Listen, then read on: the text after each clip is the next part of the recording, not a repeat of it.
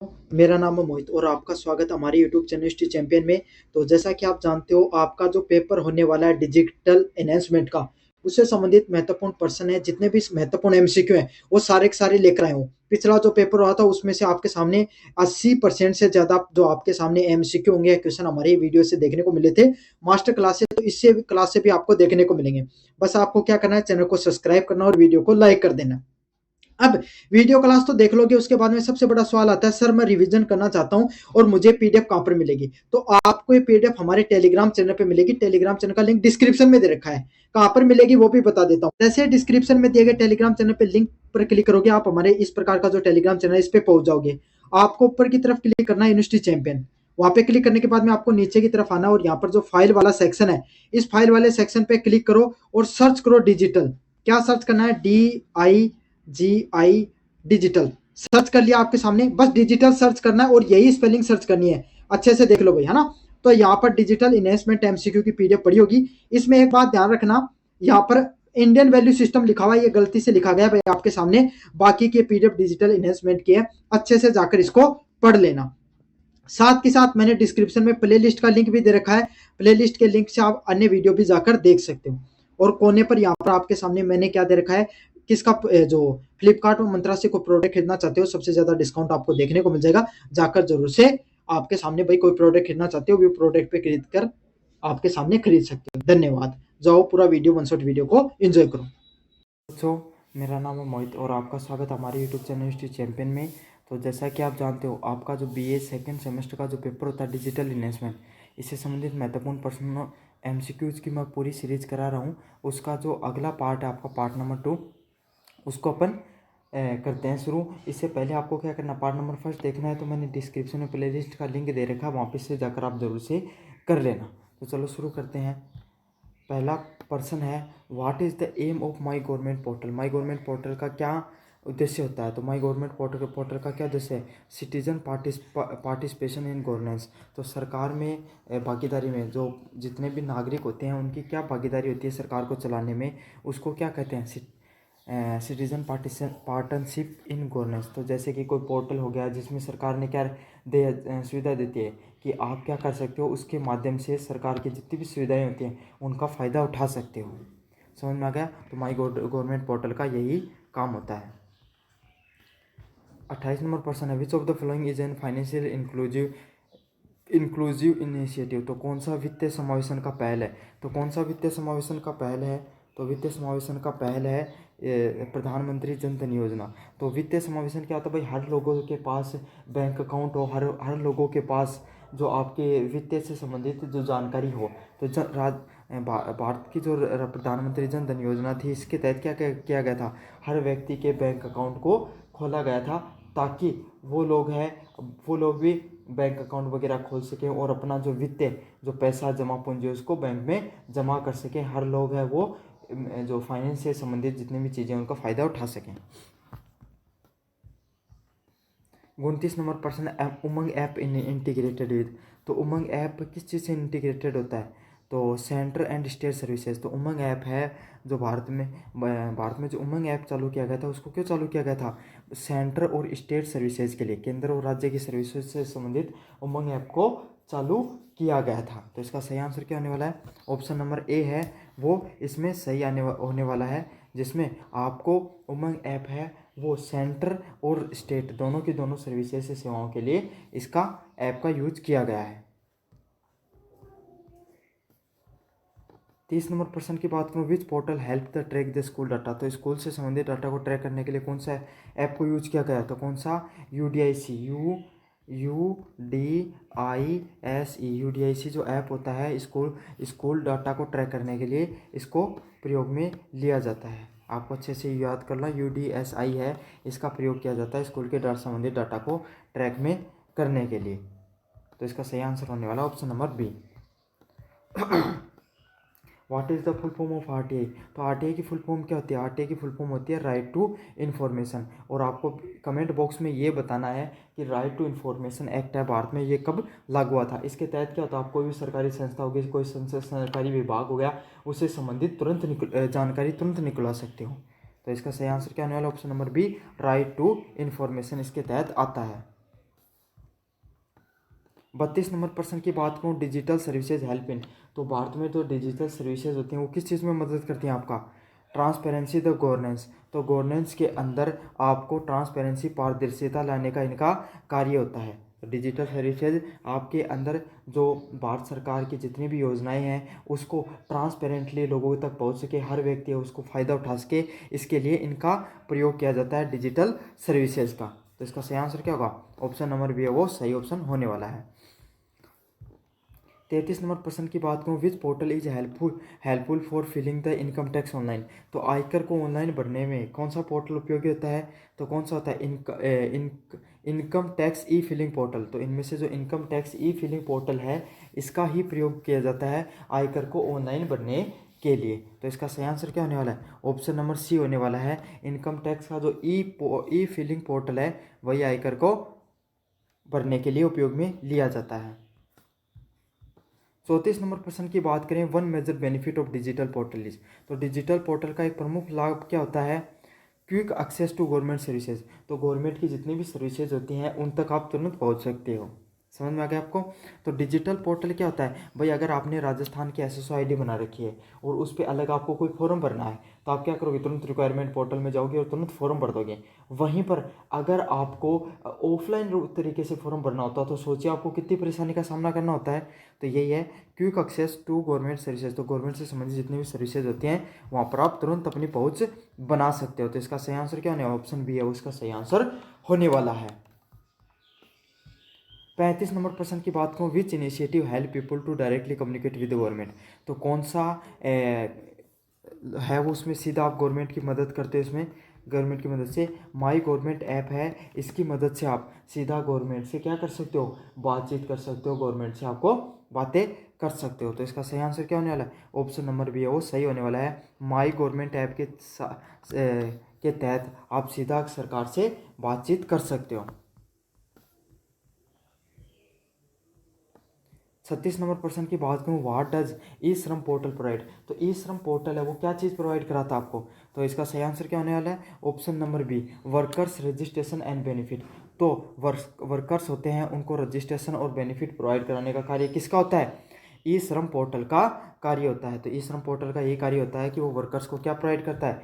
कार्य और registration, workers registration and benefit प्रदान करने का उसका कार्य होता है।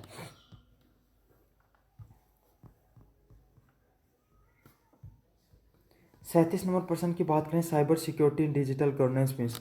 तो डिजिटल शासन में साइबर सुरक्षा का क्या अर्थ होता है? तो डिजिटल दुनिया में डिजिटल शासन में साइबर सुरक्षा का अर्थ होता है कि आप अपने डेटा को गोपनीय रूप से बनाकर अपने डेटा को गोपनीयता बनाकर रख सकते हो, उनकी सिक्योरिटी को बना के रख सकते हो। तो cyber security in digital governance means आप अपना जो डाटा है, प्राइवेसी है, उसको क्या कर सकते हो? उसको प्राइवेट रूप से स्टोर करके रख सकते हो।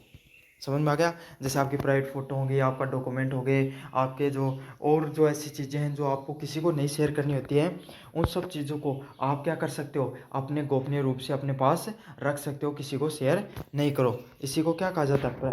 प्राइवेसी के नाम से जाना जाता है। 38 नंबर प्रश्न है, what is OTP in digital security. तो डिजिटल सुरक्षा में ओटीपी का क्या कार्य होता है? तो ओटीपी की फुल फॉर्म क्या होती है? One time password.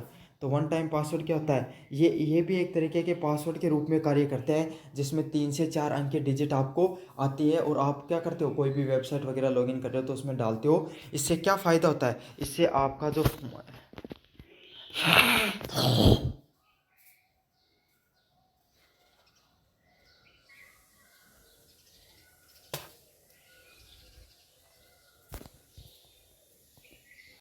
One time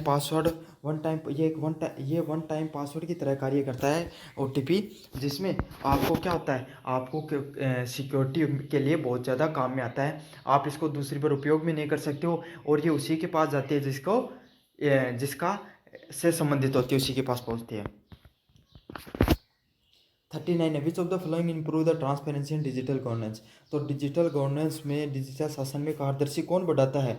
online audit trail. तो ऑनलाइन ऑडिट ट्रेल क्या होते हैं? ये एक तरीके की ऑडिट जो कोई भी आपका ऑनलाइन तरीके से ऑडिट की जाती है। भाई आप कोई भी कंपनी को चला रहे हो या कोई कार्य कर रहे हो तो उसको सही से संचालन हो रहा है या नहीं हो रहा है, उसी को ऑनलाइन ऑडिट ट्रेल के नाम से जाना जाता है। तो इसका सही आंसर क्या होने वाला, ऑप्शन नंबर बी है वो सही ऑप्शन होने वाला है। 40 नंबर प्रश्न की बात करूँ, विच app integrate the Aadhaar with multiple services. तो आधार अलग अलग प्रकार की सर्विसेज से जोड़कर रखता है। तो इसका सही आंसर क्या होने वाला, ऑप्शन नंबर बी है। तो उमंग ऐप के द्वारा आप आधार को अलग अलग जो सर्विसेज हैं उसके साथ जोड़कर रख सकते हो। तो कौन से ऐप के साथ आपको जोड़ के रखते हो, उमंग नाम का एक ऐप आता है, उसके थ्रू आप आधार को अलग अलग सर्विसेज के साथ जोड़ के रखते हो। तो इसका सही आंसर क्या होने वाला है, ऑप्शन नंबर बी है वो सही ऑप्शन होने वाला है। 41 नंबर प्रश्न की बात करूं, what is the benefit of digital signature. Digital हस्ताक्षर का क्या लाभ है। तो डिजिटल हस्ताक्षर का क्या लाभ है, इसका सही आंसर क्या होने वाला है, option B secure authentication. Digital हस्ताक्षर अगर आपके पास होते हैं तो आपको क्या फ़ायदा मिलता है, आपको जो सुरक्षित ऑथेंटिफिकेशन, सुरक्षित प्रमाणीकरण आपको देखने को मिलता है। तो इसका सही आंसर क्या होने वाला है, ऑप्शन नंबर बी होने वाला है। 42 नंबर प्रश्न की बात करें, डिजिटल एम्पावर इंक्लूड। तो डिजिटल सशक्तिकरण में क्या शामिल होता है। तो डिजिटल सशक्तिकरण में क्या होता है, लोगों को स्किल सिखाई जाती हैं इंटरनेट से संबंधित, अच्छे से वो मोबाइल का यूज़ करना सीखें, लैपटॉप कंप्यूटर एआई वगैरह का सही से यूज़ करना सीखें, उसी को क्या कहा जाता है, डिजिटल एम्पावरमेंट के नाम से जाना जाता है। तो इसका क्या फ़ायदा होता है, स्किल डेवलपमेंट एंड अवेयरनेस। तो लोगों के पास स्किल डेवलपमेंट और अवेयरनेस है वो इस चीज़ से फैलती है। तो इसका सही आंसर क्या होने वाला है, ऑप्शन नंबर बी है वो सही ऑप्शन होने वाला है। What is the role of IT in health care. तो स्वास्थ्य सेवाओं में आईटी की क्या भूमिका होती है। तो आईटी क्या होती है, इंफॉर्मेशन टेक्नोलॉजी, मतलब इंटरनेट का स्वास्थ्य की सेवाओं में क्या हेल्प करती है, क्या मदद होती है। तो इसका सही आंसर क्या होने वाला है, option A online appointment and record. तो इसमें क्या मिलते हैं लोगों के पास, ऑनलाइन अपॉइंटमेंट और रिकॉर्ड है वो ऐसे कैसे आपको देखने को मिल जाते हैं। तो आपको पता है कोई भी हॉस्पिटल हो गया उसमें कितने मरीज आए, कितने लोग गए, कितना पेमेंट किया गया, वो सब जानकारी कहाँ पर मिल जाती है, आपको इसमें मिल जाती है। तो इसका सही आंसर क्या ऑप्शन नंबर बी होने वाला है, ऑनलाइन अपॉइंटमेंट और रिकॉर्ड से संबंधित जानकारी आपको इसमें देखने को मिल जाती है। What is the digital tool use to transfer the money securely. तो कौन सा डिजिटल उपकरण को सुरक्षित तरीके से पैसा ट्रांसफ़र करने के लिए किया जाता है। तो यूपीआई का इसमें से यूज किया जाता है मनी को सुरक्षित ट्रांसफ़र करने के लिए। समझ में आ गया आपको। 45 नंबर प्रश्न है, which government portal provide the weather and the crop update to farmers. तो कौन सा सरकारी पोर्टल आपको किसानों को मौसम और फसल की जानकारी देता है। तो कौन सा देता है, ई कृषि जो प्लेटफॉर्म है, यहाँ पर जो प्लेटफॉर्म दिए गए हैं इसमें जो ई कृषि प्लेटफॉर्म है, ये जो आपके जो किसान हो गए इनको जानकारी प्रदान करने का कार्य करता है फसल की और मौसम की। तो इसमें सही आंसर क्या, ऑप्शन नंबर ए है, ई कृषि का यही कार्य होता है। समझ में आ गया आपको। अगर आप भी कभी ना कभी अगर आपके भी घर में इस पोर्टल का यूज कर सकते हो अगर आपको मौसम वगैरह या फसल वगैरह की जानकारी प्राप्त करनी है तो। 46 नंबर है, which app promote the digital health ID for citizen. तो कौन सा ऐप नागरिकों के लिए डिजिटल स्वास्थ्य आईडी को बढ़ावा देता है। तो कौन सा देता है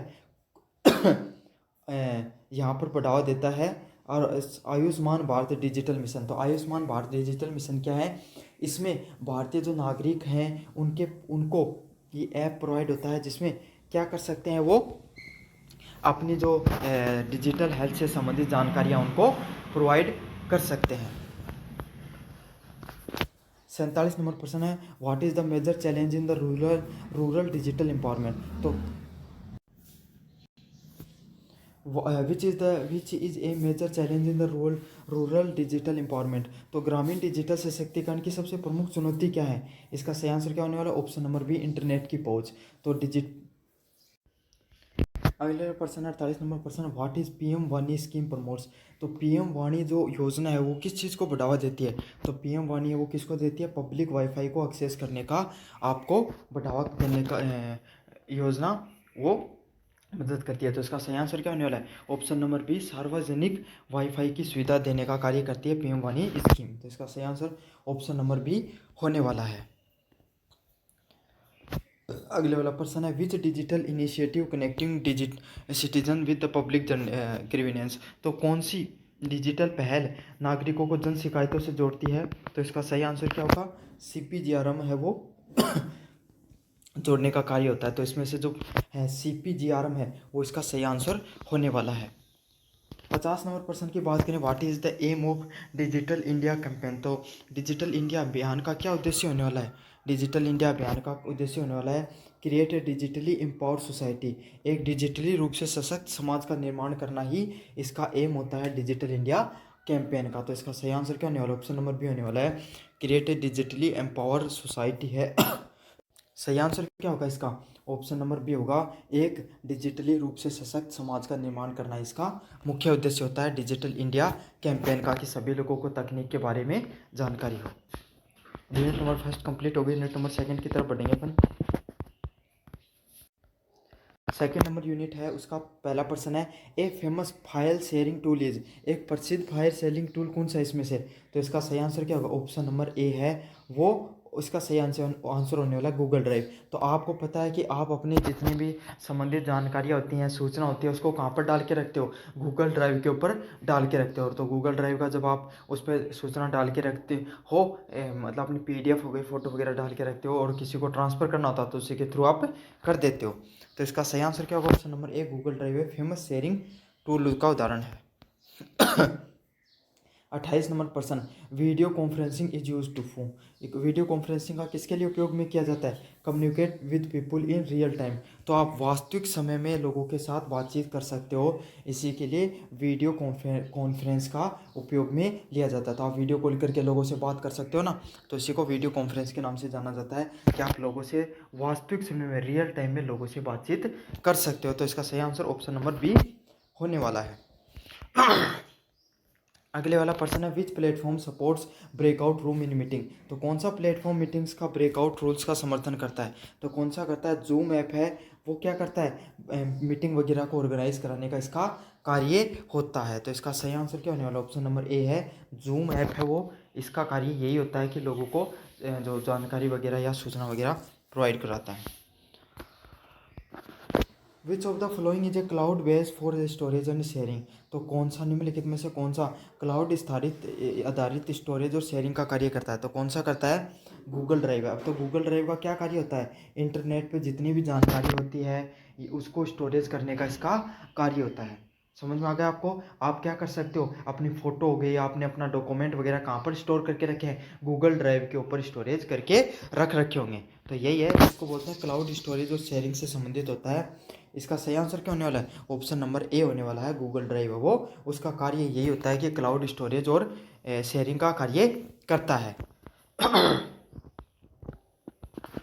31 नंबर प्रश्न है, which of the following is a secure file sharing method. तो इनमें से कौन सा एक सिक्योर सुरक्षित फाइल शेयरिंग की विधि है। तो कौन सी है इसमें से, एक पासवर्ड प्रोटेक्टिंग शेयरिंग है, ये क्या है, एक सिक्योर एक सुरक्षित फाइल शेयरिंग की विधि है। तो इसका सही आंसर क्या होने वाला है, ऑप्शन नंबर बी होने वाला है, एक पासवर्ड को प्रोटेक्ट करके शेयर करने की जो विधि होती है वही क्या होती है, एक सिक्योर फाइल शेयरिंग का मेथड होता है। तो आप कोई भी फाइल पे पासवर्ड लगा दोगे तो क्या होगा, हर कोई व्यक्ति उसको खोल नहीं सकेगा, इसलिए क्या हो गई, वो सिक्योर हो गई। 32 नंबर प्रश्न है, which feature does Google drive provides. तो गूगल ड्राइव कौन सी फीचर प्रोवाइड करता है, तो क्लाउड स्टोरेज का कार्य कराने का किसका कार्य होता है, गूगल ड्राइव का ही कार्य होता है। तो इसका सही आंसर क्या होने वाला है, ऑप्शन नंबर बी है वो सही ऑप्शन होने वाला है। अगले वाला है, what is an advantage of cloud based tool. तो क्लाउड बेस्ड टूल होते हैं उसमें से क्लाउड बेस्ड टूल्स का एक लाभ क्या है। तो क्लाउड बेस्ड टूल का क्या लाभ होता है, एक ऑप्शन नंबर बी है, इजी कोलेबोरेशन। आप क्या कर सकते हो, इससे इससे आपके पास लोगों के पास इजी रूप से पहुंच बन सकती है। तो आप क्या करते हो, अगर आपकी फ़ोटो गूगल ड्राइव पे पड़ी है तो आप क्या कर सकते हो, तुरंत डाउनलोड करके किसी के पास शेयर कर सकते हो। लेकिन अगर गूगल ड्राइव पे नहीं है तो आप क्या करोगे, आसानी से आपके पास ना तो पहुंच होगी, ना ही आप आसानी से उसको शेयर कर सकोगे दूसरे लोगों के साथ। 34 नंबर प्रश्न, Google meet, Zoom and MS team are use for. तो गूगल मीट हो गया, जूम हो गया, MS टीम का किसके लिए यूज में लिया जाता है। तो इसको किस में लिया जाता है, इसका सही आंसर ऑप्शन नंबर बी हो गया कंडक्टिंग ऑनलाइन मीटिंग। तो ऑनलाइन रूप से आप चीज़ों को जो मीटिंग वगैरह है उसको ऑर्गेनाइज करने के लिए किसका यूज़ किया जाता है, गूगल मीट, जूम और MS टीम का यूज में लिया जाता है। तो इसका सही आंसर क्या होने वाला है, ऑप्शन नंबर बी होने वाला। ऑनलाइन रूप से आप मीटिंग वगैरह को कंडक्ट कराने के लिए इसका उपयोग में लेते हो। 35 नंबर प्रश्न है, which tool is use for screen sharing in meeting. तो स्क्रीन वगैरह को शेयर करने के लिए मीटिंग में किसका यूज किया जाता है, जूम ऐप है। जूम ऐप है उसका प्रयोग में लिया जाता है, जहाँ पर आप अपनी स्क्रीन वगैरह को शेयर करते हो इंटरनेट पर मीटिंग में। तो इसका सही आंसर क्या होने वाला है, ऑप्शन नंबर बी होने वाला है, जूम ऐप का उपयोग में लिया जाता है। 36 नंबर प्रश्न, what is the key feature of MS team. तो MS टीम होती है, MS टीम का मुख्य फीचर क्या होता है, इंटीग्रेटेड चैट एंड कैलेंडर। तो एकीकृत और चैट और जो आपको कैलेंडर वगैरह है वो कहाँ पर मिल जाता है, आपको मिलता है MS टीम ऑप्शन के अंतर्गत आपको ऑप्शन देखने को मिलता है। ऑप्शन नंबर बी इसका सही आंसर होने वाला है।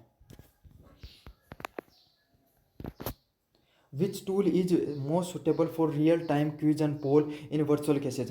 तो सबसे ज़्यादा जो आप सही समय पर एकदम क्विज वगैरह पोल वगैरह कहाँ पर शुरुआत कर सकते हो, वर्चुअल कक्षाओं में रियल टाइम क्विज और पोल का उपयोग टूल कौन सा इसमें, काहोट। काहोट नाम का जो ऐप है उसके थ्रू आप क्या कर सकते हो, सीधा का सीधा क्विज वगैरह और जो ये आपके पोल वगैरह को क्रिएट कर सकते हो आप काहोट नामक ऐप के द्वारा रियल टाइम में। मतलब आपने क्या क्या क्लास चल रही है और मैंने क्या क्या काहोट ऐप डाउनलोड है, तो तुरंत क्विज वगैरह या पोल वगैरह शुरू कर सकता हूँ मैं।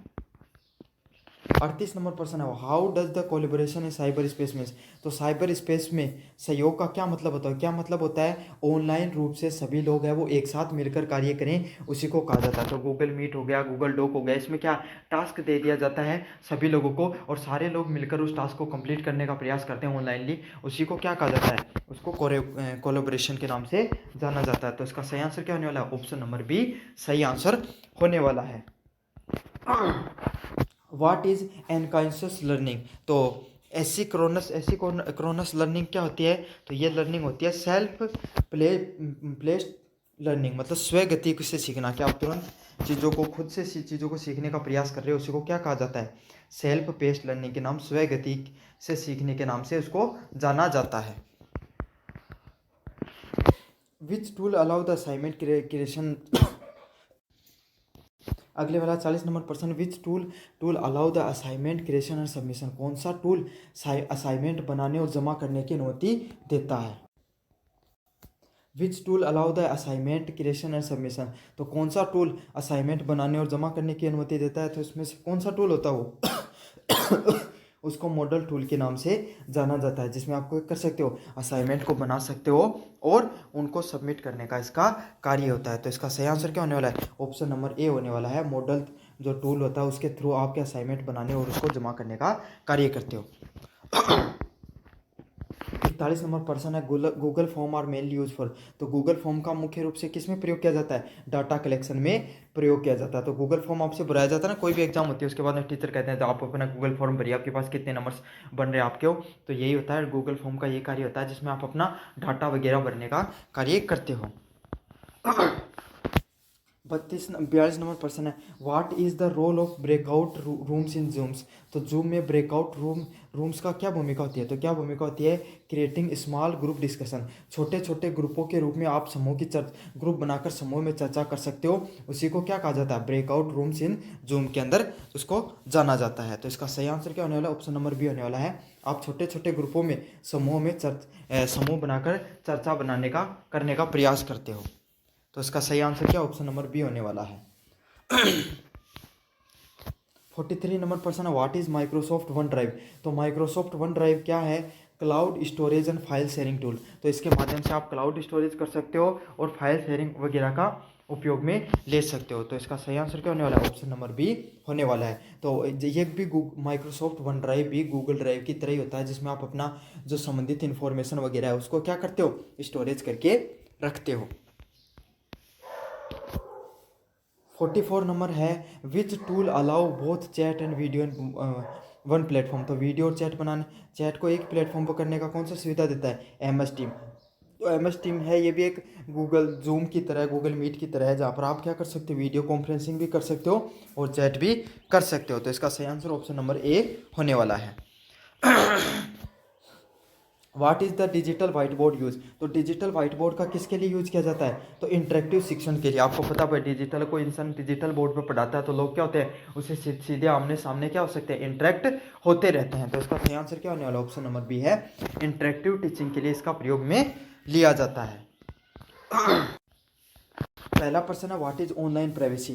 तो ऑनलाइन गोपनीयता किससे ऑनलाइन गोपनीयता से क्या संबंधित है, तो इसका सही आंसर क्या होने वाला है, प्रोटेक्टिंग पर्सनल इन्फॉर्मेशन ऑनलाइन। तो कोई भी इंसान है उसकी व्यक्तिगत जानकारी को बचा के रखना, उसी को क्या कहा जाता है, मतलब ऑनलाइन प्राइवेसी के नाम से जाना जाता है कि किसी भी इंसान की जो प्राइवेसी है, कोई भी इंसान की जो जानकारी है उसको ऑनलाइन रूप से आप बचा के रखते हो। Ensure the online security. तो कौन सा ऑनलाइन सुरक्षा सुनिश्चित करता है, तो कौन सा करता है इसमें ऑनलाइन सुरक्षा, 2 स्टेप ऑथेंटिफिकेशन है वो ऑनलाइन सुरक्षा प्रदान करने का कार्य करता है। 26 नंबर प्रश्न की बात करूँ, व्हाट इज ब्लॉकचेन टेक्नोलॉजी। तो ब्लॉकचेन तकनीक क्या है इसमें से, तो इसका ऑप्शन नंबर भी सही होने वाला है, डिस्ट्रीब्यूटेड डिजिटल लेंडर। तो वितरक की डिजिटली बही खाता रखने का जो कार्य होता है वो किसका होता है, ब्लॉकचेन टेक्नोलॉजी का होता है। तो इसका ब्लॉकचेन टेक्नोलॉजी क्या होता है भाई, ये क्या करता है, ऑनलाइन तरीके से आपके जो जितनी भी जानकारी थी, जैसे ब्लॉकचेन टेक्नोलॉजी पे बिटकॉइन होती है, तो बिटकॉइन का क्या कार्य होता है, उसमें अलग अलग ब्लॉक से बनकर होती है, कोड से बनकर मिलकर बनी होती है, जिनको ब्लॉक बोला जाता है। और जो पहले वाला कोड किसके द्वारा बनाया गया है, इसका दूसरे वाले कोड को नहीं पता, दूसरा वाला किसको बनाया, तीसरे वाले को नहीं पता, पहले वाले को तीसरे वाले का नहीं पता, तो किसी को एक दूसरे के बारे में पता नहीं होता है, तो इसको क्या डिकोड करना बहुत ज़्यादा मुश्किल हो जाता है। तो इसका सही क्या होगा, ये वितरक डिजिटल बही खाते के रूप में कार्य करता है। Which of the following is the future of blockchain. तो ब्लॉकचेन का इनमें से क्या विशेषता है, ट्रांसपेरेंसी एंड इम्यूटेबिलिटी, पारदर्शिता और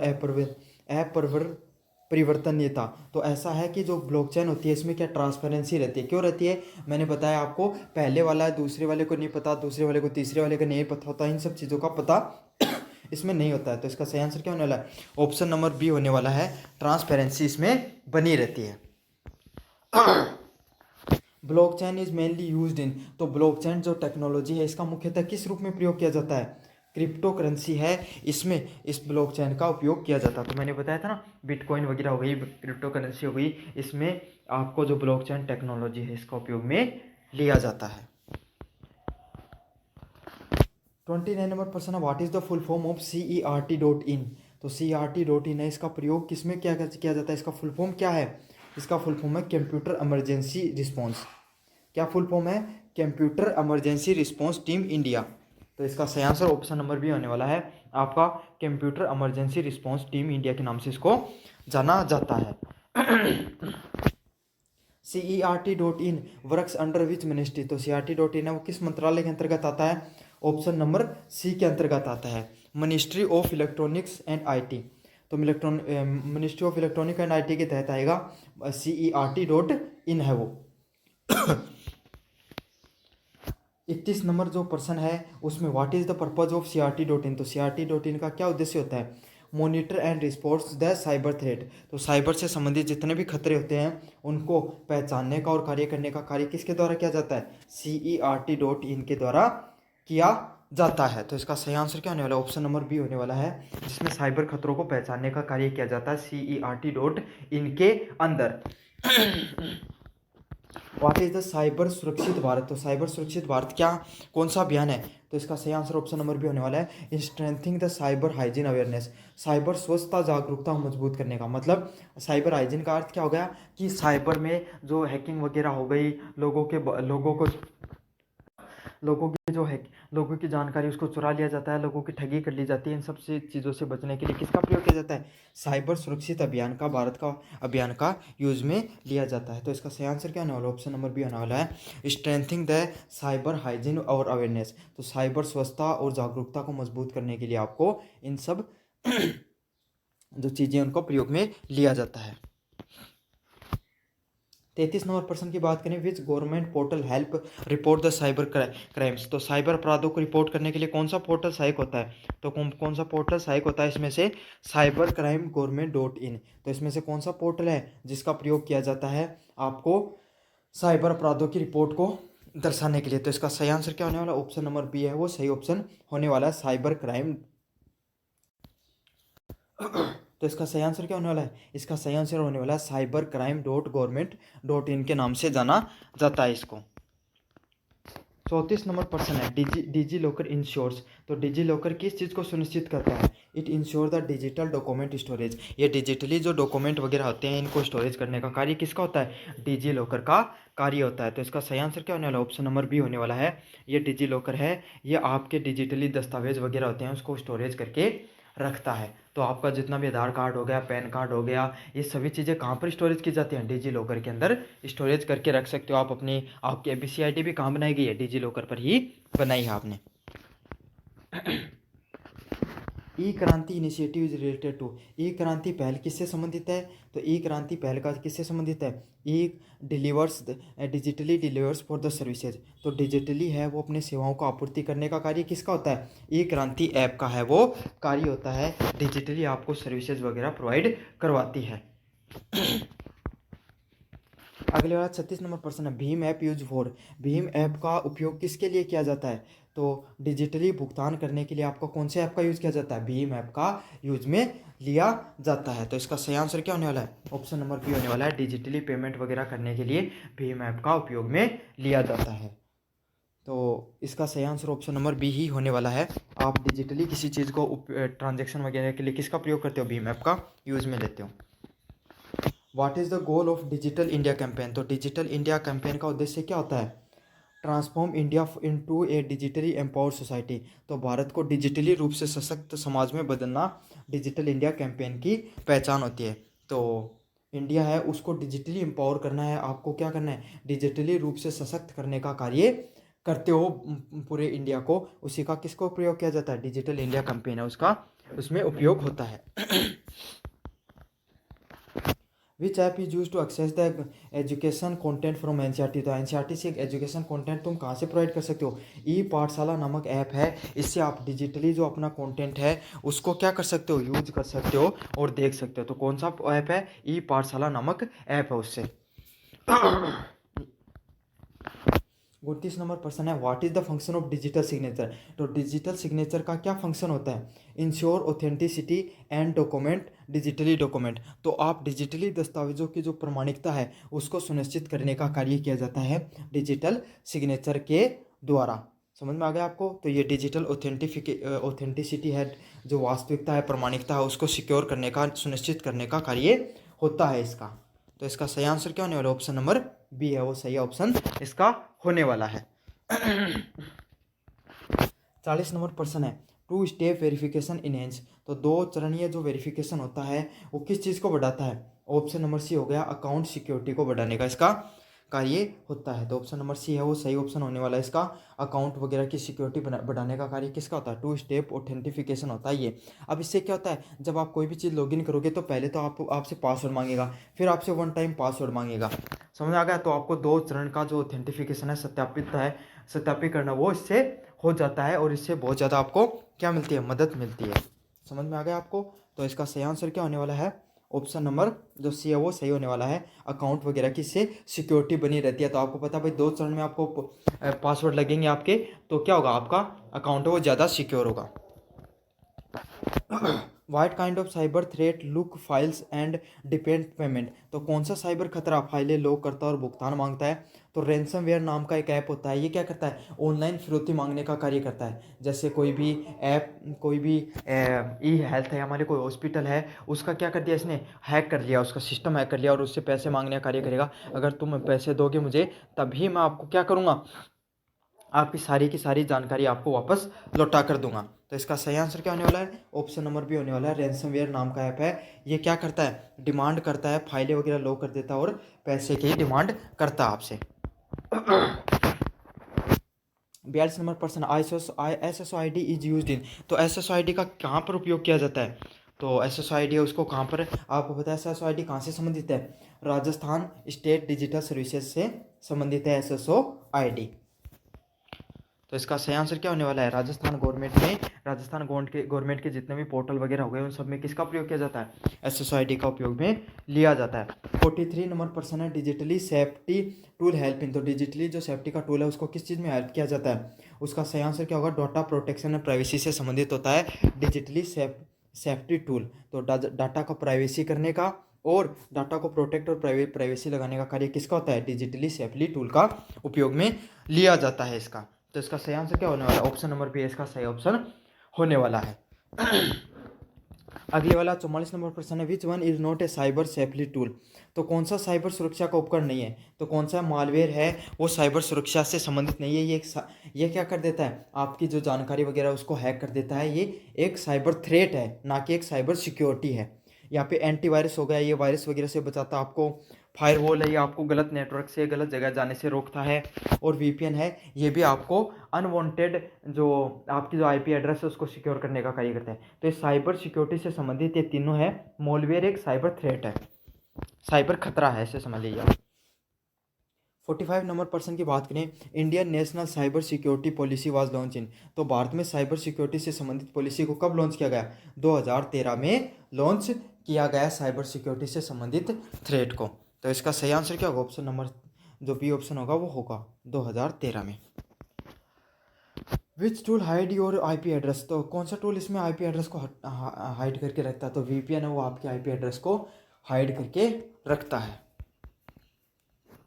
47 नंबर प्रश्न है, साइबर हाइजीन में, साइबर हाइजीन क्या होता है, आप क्या करते हो, आप अपने जो जितने भी following the safe digital practices, तो सुरक्षित व डिजिटल अभ्यास को पालन करने का आपका किसका कार्य होता है, साइबर हाइजीन का कार्य होता है। आप जो साइबर से संबंधित जो चीज़, आप डिजिटली जो चीज़ों को यूज कर रहे हो उसमें कोई प्रकार का वायरस वगैरह नहीं है, कोई भी गलत चीज़ मॉलवेयर नहीं है, आज सही से वीपीएन का लोग आपको ठग नहीं सके, आपके साथ साइबर थ्रेट नहीं कर सके, इसलिए किसका प्रयोग किया जाता है, साइबर हाइजीन का प्रयोग में लिया जाता है। Who can be affected by cyber threat, तो साइबर खतरों से कौन प्रभावित होता है, तो इसका सही आंसर क्या होने वाला, ऑप्शन नंबर सी, कोई भी इंटरनेट का उपयोग करने वाला व्यक्ति है वो साइबर खतरों से क्या हो सकता है, प्रभावित हो सकता है। तो इसका सही आंसर क्या होने वाला, ऑप्शन नंबर सी है वो सही आंसर होने वाला है। कोई भी इंटरनेट का उपयोग करने वाला व्यक्ति है साइबर खतरों से प्रभावित हो सकता है। 49 नंबर प्रश्न है, this is not a government cyber threat platform programme, तो कौन सा सरकारी साइबर सुरक्षा कार्यक्रम नहीं है, तो स्वयं नाम का जो ऐप है ये साइबर सिक्योरिटी का प्रोग्राम नहीं है। बाकी साइबर सुरक्षित भारत भी है, डिजी लॉकर भी है, CRT.in है, तो अच्छे से याद कर लेना आपको। इसमें साइबर सुरक्षित भारत है, ये गवर्नमेंट का जो साइबर सिक्योरिटी प्रोग्राम से संबंधित है, डिजी लॉकर भी है, और CRT.in भी किससे संबंधित है, जो साइबर सिक्योरिटी प्रोग्राम से संबंधित है। What should you do after a cyber incident, तो साइबर घटना के बाद आपको क्या करना चाहिए, तो साइबर घटना के बाद में आपको क्या करना चाहिए, inform authorities and the secure system, तो आपको अधिकारियों को सूचित करना चाहिए और सिस्टम को सुरक्षित बनाने का प्रयास करना चाहिए। तो आपको क्या करना चाहिए, साइबर इंसिडेंट के बाद में आपको अथॉरिटीज़ हैं, जितनी भी अथॉरिटीज़ हैं उनको क्या करना चाहिए, सूचित करना चाहिए और अपने सिस्टम को सिक्योर करना चाहिए। अगर आपको साइबर इंसिडेंट अगर आपके साथ हो जाता है, अगर मान लो आपका फ़ोन ठगी हो गई, आपके पास आपके 1-2 लाख रुपए अकाउंट में पड़े थे, उठ गए, तो आपको क्या करना चाहिए, आपको सबसे पहले cybercrime.com है उस पर अपनी रिपोर्ट दर्ज करानी चाहिए, साथ के साथ अपने जो पुलिस स्टेशन वहाँ पे भी करानी चाहिए, और अपना जो सिस्टम है आपका जो ऐप वगैरह या जो ATM वगैरह जहाँ पे भी आपकी ठगी हुई है उसको भी सिक्योर कर लेना चाहिए। अब बढ़ेंगे अपनी यूनिट नंबर 4 की, how does the AI ethics focus on, तो AI की जो नैतिकता वो किस पर केंद्रित करती है, रिस्पॉन्सिबल यूज ऑफ AI, तो AI का आप सही तरीके से व सुरक्षित तरीके से उपयोग करोगे उसी को क्या कहा जाता है, AI इथिक्स के नाम से जाना जाता है। तो जैसे AI इथिक्स में क्या होता है, जैसे कि आप कोई भी मानव है, कोई भी इंसान है, उससे संबंधित आप सही से, आप कहीं बम बनाना तो नहीं सीख रहे हो, आप कहीं लोगों को मारना तो नहीं सीख रहे हो, ये सब चीज़ गलत चीज़ नहीं सीख रहे हो जो मानवता को खतरा हो। आप सही तरीके से जो आपका प्रयोग है, आप अपने आप को ऊपर उठाने के लिए, जीवन में जल्दी कार्य करने के लिए किसका प्रयोग करोगे, AI एथिक्स का प्रयोग कर सकते हो। तो इसका आंसर क्या होने वाला है, रिस्पॉन्सिबल यूज ऑफ AI का सुरक्षित रूप से, जिम्मेदारी से रूप से यूज करना। Deep fakes are creating use, तो डीप फेक का उसका क्रिएटेड किस चीज़ का उपयोग किया जाता है, AI एंड ML बनाने में। तो डीप फेक होती हैं उसमें क्या, AI से आप अपनी AI जनरेटेड इमेज बना सकते हो, AI जनरेटेड आप वॉइस बना सकते हो, और ML का प्रयोग कर सकते हो, वॉइस वगैरह भी आप करवा सकते हो इससे। Which of the following is true for responsible AI, तो जिम्मेदार AI के लिए कौन सी जानकारी सत्य है, तो कौन सी है, प्रमोट इंक्लूसिवनेस, समावेशिता को बढ़ाने का कार्य होता है इसका। समावेशिता मतलब क्या होती है? ये आपको एआई है। समावेशिता क्या होती है? आपको इंक्लूसिवनेस बढ़ाती है, सभी लोगों को एक साथ लाने का कार्य करती है। भाई एआई का जानकारी होगी तो सभी लोग क्या हो सकते हैं, उसके बारे में जानकारी प्राप्त कर सकते हैं। डिजिटली इथिक्स हेल्प इन, तो डिजिटली इथिक्स या डिजिटल नैतिकता किसमें मदद करती है? Guiding responsible digital behaviour. तो जिम्मेदार डिजिटल व्यवहार को मार्गदर्शन करने का किसका कार्य होता है? डिजिटल नैतिकता का कार्य होता है। यह आपका जो जिम्मेदारी से डिजिटल जो व्यवहार है उसको मार्गदर्शित करती है, आपको कैसे जीवन में जीना चाहिए आपको एआई से संबंधित कैसे कार्य करने चाहिए। तो इसको डिजिटली नैतिकता मतलब आपको ऐसा नहीं कोई जब आप कर रहे हो इंटरनेट पे, तो इंटरनेट भी आपका के घर परिवार जैसा ही होता है। वहाँ पर आपको क्या नहीं करना चाहिए? वहाँ पर आपको किसी को गलत तरीके से आपकी उनकी जानकारी नहीं चुरानी चाहिए। इंटरनेट पे लोग गलत कमेंट करते हैं, वो नहीं करना चाहिए। तो इन सब चीज़ों से आपको बचना चाहिए। What is techno ethics? Techno ethics क्या है? Study of ethical issues related to technology. तो तकनीक से संबंधित नैतिक मुद्दों का अध्ययन करना ही टेक्नो इथिक्स के नाम से जाना जाता है। समझ में आ गया आपको? इथिकल इश्यू से, नैतिक मुद्दों से संबंधित चीज़ों का अध्ययन करना ही क्या कहा जाता है? टेक्नो इथिक्स के नाम से जाना जाता है। Which right is crucial in digital world? तो डिजिटल दुनिया में कौन सा अधिकार महत्वपूर्ण है? तो कौन सा है? Right to privacy. तो राइट टू प्राइवेसी से संबंधित जो भी अधिकार है वो आपका डिजिटली वर्ल्ड, इस दुनिया में जो अधिकार है वो क्या है? गोपनीयता का जो अधिकार होता है वो क्रूशियल होता है, इंपॉर्टेंट होता है इसके अंदर, डिजिटली वर्ल्ड के अंदर। क्योंकि अगर आपकी चीज़ें प्राइवेट नहीं रहेंगी, सिक्योर नहीं रहेंगी, मान लो आपने क्या किया, इंटरनेट बैंकिंग, नेट बैंकिंग की, तो आपका जितना भी जो क्रेडिट कार्ड, डेबिट कार्ड का जो डाटा है वो सारा हैकर के पास चला गया, तो क्या वो आपके लिए अच्छा होगा? नहीं होगा। वो क्या कर सकता है? हैकर के आपका पैसा निकाल सकता है। तो यही चीज़ है। तो डिजिटली वर्ल्ड है उसमें सबसे महत्वपूर्ण चीज़ है कि आपके पास जो चीज़ें हैं वो प्राइवेट रहे, सिक्योर रहे। Which ethical principle is support the transparency in AI? AI के अंदर पारदर्शिता लाने का कौन कार्य करता है? ऑप्शन नंबर बी है ट्रांसपेरेंसी है, वो बहुत ज़्यादा ज़रूरी होती है इथिकली किसी भी चीज़ के अंदर। Which tag can invade the privacy in if misuse? किस तकनीक से दुरुपयोग होने से गोपनीयता भंग हो सकती है? तो स्मार्ट स्पीकर वगैरह होते हैं, अगर इसमें प्राइवेसी लीक हो गई, अगर आपके स्मार्ट स्पीकर को हैक कर लिया किसी ने, तो क्या करेगा? आप गाना चला रहे हो कोई और वो अपने हिसाब से उसको कंट्रोल करने का प्रयास कर सकता है। तो इसका सही आंसर क्या हो सकता है? ऑप्शन नंबर ये हो सकता है, स्मार्ट स्पीकर है उसमें आपको तकनीक का दुरुपयोग हो सकता है। Ethically hacking is use to, तो इथिकल हैकिंग का किस चीज़ में उपयोग किया जाता है? सिस्टम को हमले से बचाने के लिए इथिकल हैकिंग का प्रयोग किया जाता है। दो प्रकार की हैकिंग होती है, एक तो ये होती है इलीगल हैकिंग, और एक और होती है इथिकल हैकिंग। तो इथिकल हैकिंग का क्या कार्य होता है कि आप अपना जो इंटरनेट है, आप अपने पास जो जानकारी आपके पास उपलब्ध है उसको आप सिक्योरली जो इलीगल हैकिंग क्या होती है? कोई भी व्यक्ति है ना जो इलीगल तरीके से आपका पैसा चुरा सकता है, प्राइवेसी कर सकता है। जैसे कि आपको लिंक भेजा कि भैया 5,000 रुपये जीतिए, तो उस पर आप लिंक किया, आपके 5,000 रुपये उठ गए, तो वो क्या था? इलीगल हैकिंग थी। लेकिन अब आपके 5,000 रुपये उठ गए, तो जो हैकर है उसको आपने साइबर सिक्योरिटी की टीम को फ़ोन किया, तो वो क्या करेंगे? वहाँ पर जो टीम बैठी हुई है पुलिस की टीम, साइबर पुलिस, वो क्या करेगी? उस हैकर का आईपी एड्रेस वगैरह हैक करेगी, उसको हैक करके उसकी जानकारी प्राप्त करेगी। वो किस में आएगी? इथिकल हैकिंग में आती है। तो इसका सही आंसर क्या होगा? ऑप्शन नंबर बी होगा। आपके सिस्टम को हमले से बचाने के लिए इन सब चीज़ों का प्रयोग किया जाता है। और जो ये क्या करते बार क्या करते हैं इथिकल हैकिंग में, जो वेबसाइट वगैरह होती है उसको हैक करके उसके अंदर बग वगैरह ढूंढने का भी कार्य किया जाता है इसमें।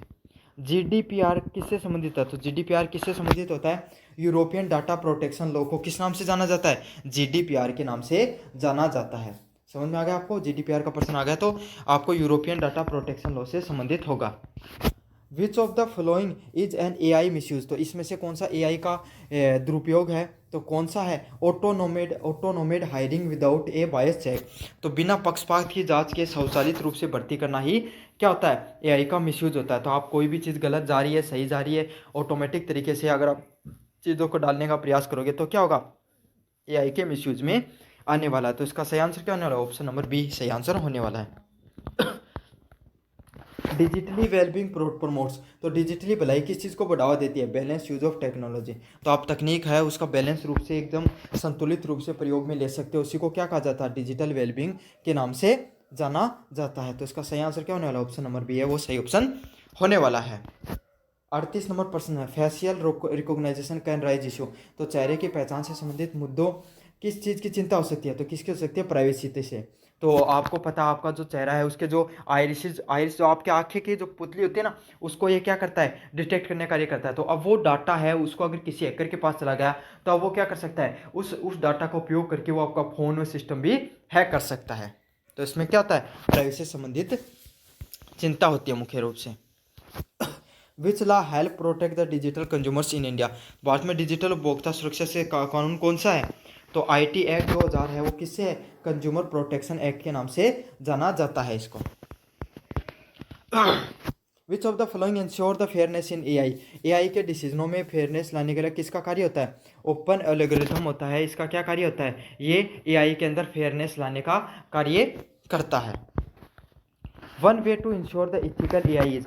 तो एआई नैतिकता सुनिश्चित करने का क्या तरीका होता है? Use the diverse training data. तो आप अलग अलग प्रकार के जो डाटा होते हैं उसको क्या कर सकते हो? उसको सुनिश्चित कर उस अलग अलग प्रकार के डाटा को ट्रेन करते हो एआई को, ताकि बायसनेस ना पहुंचे उसके पास।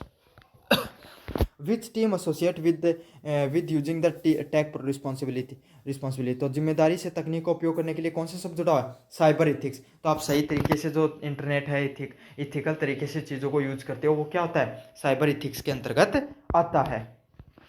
The future of AI must be. AI का भविष्य कैसा होना चाहिए? तो कैसा होना चाहिए?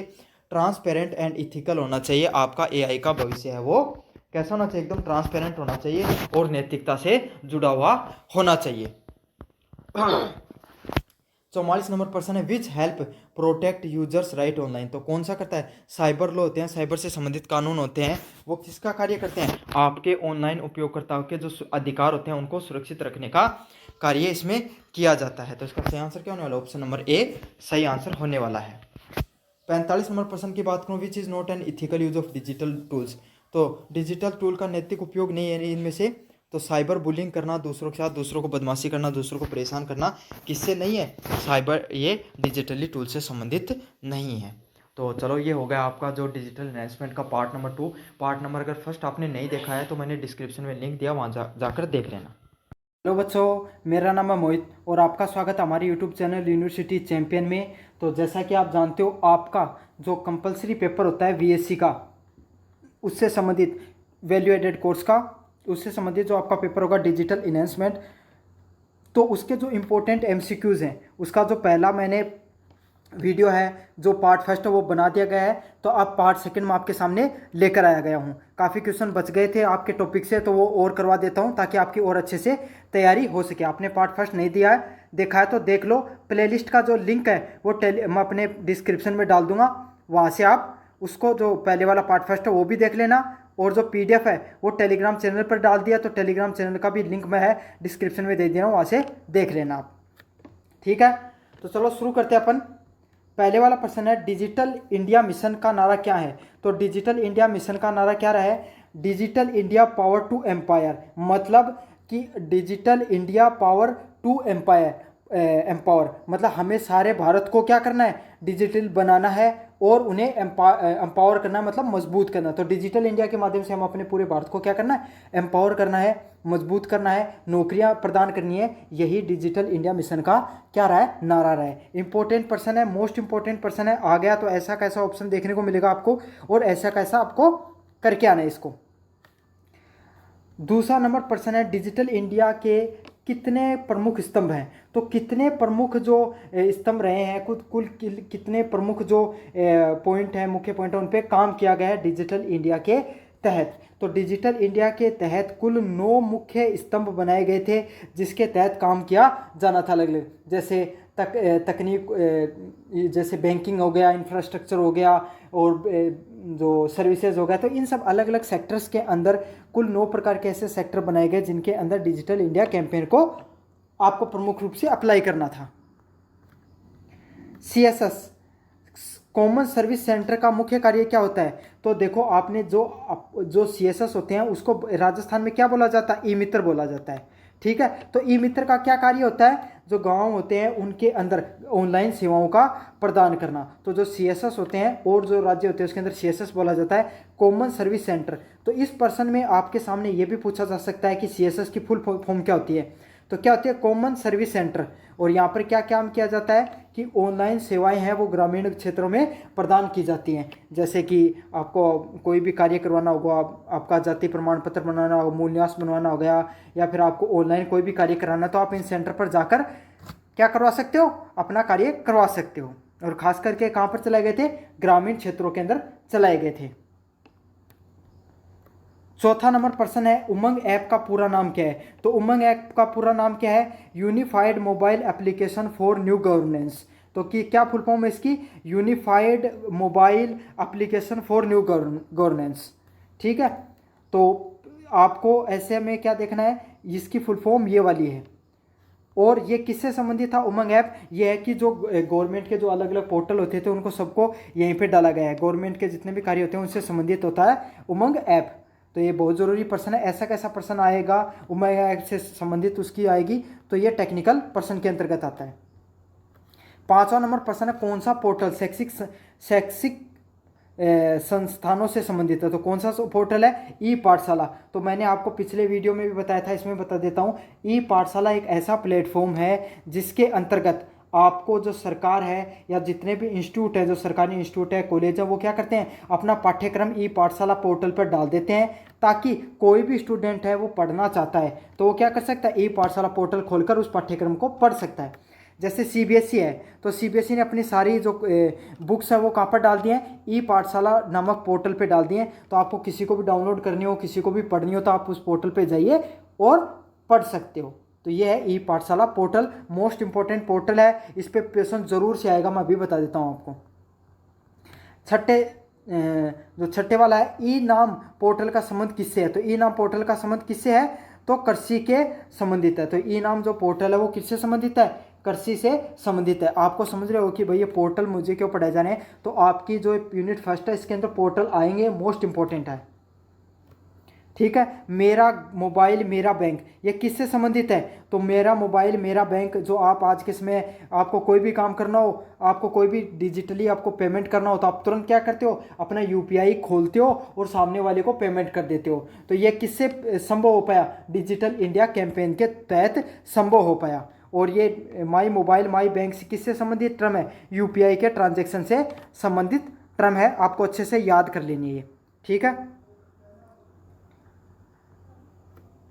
अगले वाले पॉइंट की तरफ देखें, ई गवर्नेंस का एक क्या लाभ होता है। तो ई गवर्नेंस का क्या लाभ होता है, क्या इससे पारदर्शिता और गति आती है। तो देखो, अगर आपको ऑनलाइन कोई भी कार्य होता है, जैसे कि मैं पहले बता दूं, पहले के समय क्या होता था, जो आपके समय जो गेहूं बांटे जाते हैं, आज के समय जो अन्नपूर्ण ये योजना है, इसके तहत मुफ्त में जो 20 किलो गेहूं मिलते हैं, इसमें पहले क्या करते थे, जो बीच में जो बेचने वाले होते थे, जो सरकारी डीलर होते थे, वो बीच में ही खा जाते थे।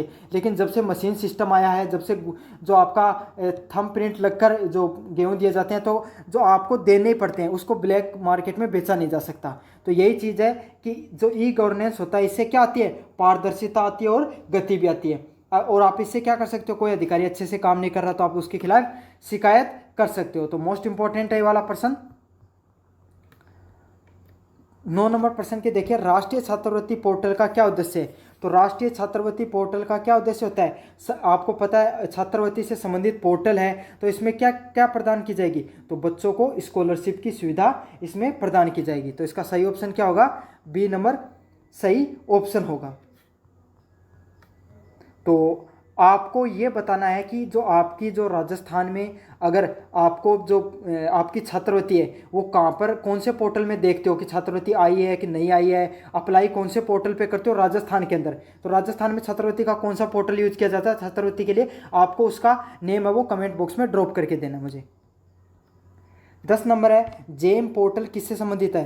तो जेम पोर्टल है वो किससे संबंधित है, सरकारी खरीद से संबंधित है। तो जो सरकारी जो अनाज हो गया उससे संबंधित या सरकारी चीज़ों की जो खरीद की जाती है वो किस पोर्टल में की जाती है, जेम नामक पोर्टल्स में खरीद की जाती है। तो ये बहुत ज़्यादा इंपॉर्टेंट पोर्टल है। ये ऐसी चीज़ें हैं जो अगर आप वीडियो देख के जाओगे या पढ़कर जाओगे तभी कर पाओगे, वरना नहीं कर पाओगे, क्योंकि किसी को नहीं पता ये पोर्टल से संबंधित पर्सन। तो अब अगला वाला टॉपिक है सरकारी पोर्टल। तो अगर अभी तक आप वीडियो देख रहे हो तो इसका मतलब वीडियो आपको अच्छा भी लग रहा है। तो आपको वीडियो को अभी तक लाइक नहीं किया तो सबसे पहले लाइक करो, जाओ अभी वीडियो को लाइक करके आओ, ठीक है। साथ के साथ चैनल को सब्सक्राइब भी करना है आपको। आप में से मैं देखता हूँ 90% बच्चे हैं वो सब्सक्राइब नहीं करते हैं। अपने को जल्दी से 5 के है 5000 सब्सक्राइबर तक पहुँचना है। आपके लिए मैं अपनी तरफ से पूरी कोशिश करता हूँ कंटेंट टाइम से देने की, बेस्ट कंटेंट देने की, लेकिन आपका काम सब्सक्राइब करने का, आप अपना काम अच्छे से नहीं करते हो बिल्कुल भी। अगले वाला पोर्टल है आरटीआई पोर्टल की सहायता से क्या किया जा सकता है। तो आरटीआई क्या होती है, राइट टू इन्फॉर्मेशन, एक जो एक्ट है आरटीआई का एक्ट का, राइट टू इन्फॉर्मेशन। इसके तहत आप कोई भी सरकारी कार्यालय के बारे में कोई भी जानकारी प्राप्त करना चाहते हो तो आप उसमें क्या लगा सकते हो, आरटीआई लगा सकते हो और उसके माध्यम से वो जानकारी प्राप्त कर सकते हो। तो इसका सही ऑप्शन क्या होगा, सरकारी जानकारी प्राप्त करना। तो अब मैं समझाऊं जैसे उदाहरण से, जैसे कि आपका गांव है, उस गांव में मतलब ग्राम पंचायत पे कितना पैसा सड़कों पे खर्च हुआ है, तो आप इसके बारे में जानकारी निकलवाना चाहते हो तो आप क्या कर सकते हो, आरटीआई लगा सकते हो और उससे आपके पास जानकारी उपलब्ध हो जाएगी। अब 12वां नंबर प्रश्न है उमंग ऐप निम्नलिखित में से कौन सी सेवा उपलब्ध नहीं है। तो उमंग ऐप पर कौन सी सुविधा उपलब्ध नहीं होगी आपको, गेम खेलना। उसके अलावा क्योंकि उमंग ऐप है वो गवर्नेंस से संबंधित है, मतलब सरकारी चीज़ों, सरकारी की जो गवर्नेंस हो गई उससे संबंधित चीज़ है, जहाँ पे आप पासवर्ड सेवा बनवा सकते हो, बिजली का बिल भुगतान कर सकते हो, पेंशन सेवा कर सकते हो।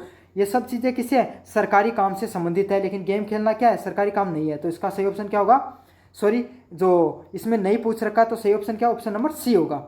और अगर ऐसा आ जाए कि क्या कार्य होते हैं तो इसमें से आपको कोई भी सरकार से संबंधित कोई कार्य होगा वो टिक करके आना है। 13 नंबर प्रश्न है आरोग्य सेतु ऐप किस महामारी के दौरान लॉन्च किया गया था। तो आरोग्य सेतु ऐप है वो किसके दौरान लॉन्च किया गया था, कोविड-19 के टाइम पर लॉन्च किया गया था। तो इसमें आपको कोविड-19 के जितना भी डाटा था उस ऐप पर मिल जाता था, आरोग्य सेतु ऐप के अंतर्गत। तो इसका सही आंसर क्या, ऑप्शन नंबर बी है। पढ़े 14 नंबर प्रश्न की तरफ। माई गॉव पोर्टल का मुख्य उद्देश्य क्या है। तो माई गॉव पोर्टल है उसका मुख्य उद्देश्य ये होता है कि नागरिकों की भागीदारी बढ़ाना। तो आप क्या होता है, इस पोर्टल के तहत आप गवर्नमेंट में होने वाले जितने भी कार्य हैं, सरकारी योजनाएं हैं, सरकार से संबंधित जो भी कार्य होते हैं उनके बारे में जानकारी प्राप्त कर सकते हो। इससे प्रत्येक नागरिकता क्या होती है, अपनी भागीदारी बढ़ती है उसकी। 15 नंबर प्रश्न है राष्ट्रीय डिजिटल स्वास्थ्य अभियान का क्या उद्देश्य है। तो राष्ट्रीय डिजिटल स्वास्थ्य अभियान का क्या उद्देश्य है, हर नागरिक को एक यूनिक हेल्थ आईडी देना। तो अभी राष्ट्रीय डिजिटल हेल्थ अभियान चालू किया गया है, आयुष्मान भारत योजना भी जिसको बोल सकते हैं। उसमें आपको क्या दिया जाता है, एक आयुष्मान कार्ड दिया जाता है और उसमें आपको एक आईडी कार्ड, आईडी नंबर दिए जाते हैं। उस आईडी नंबर का क्या मतलब होता है, उसका आईडी नंबर का ये मतलब होता है कि उससे आपका जो जितना भी डाटा हेल्थ से संबंधित वो उसके अंदर रहता है। ये एक आधार कार्ड की तरह है। तो डिजिटल स्वास्थ्य अभियान के तहत आपको हर नागरिक को एक आधार कार्ड की तरह एक यूनिक हेल्थ आईडी देनी होगी।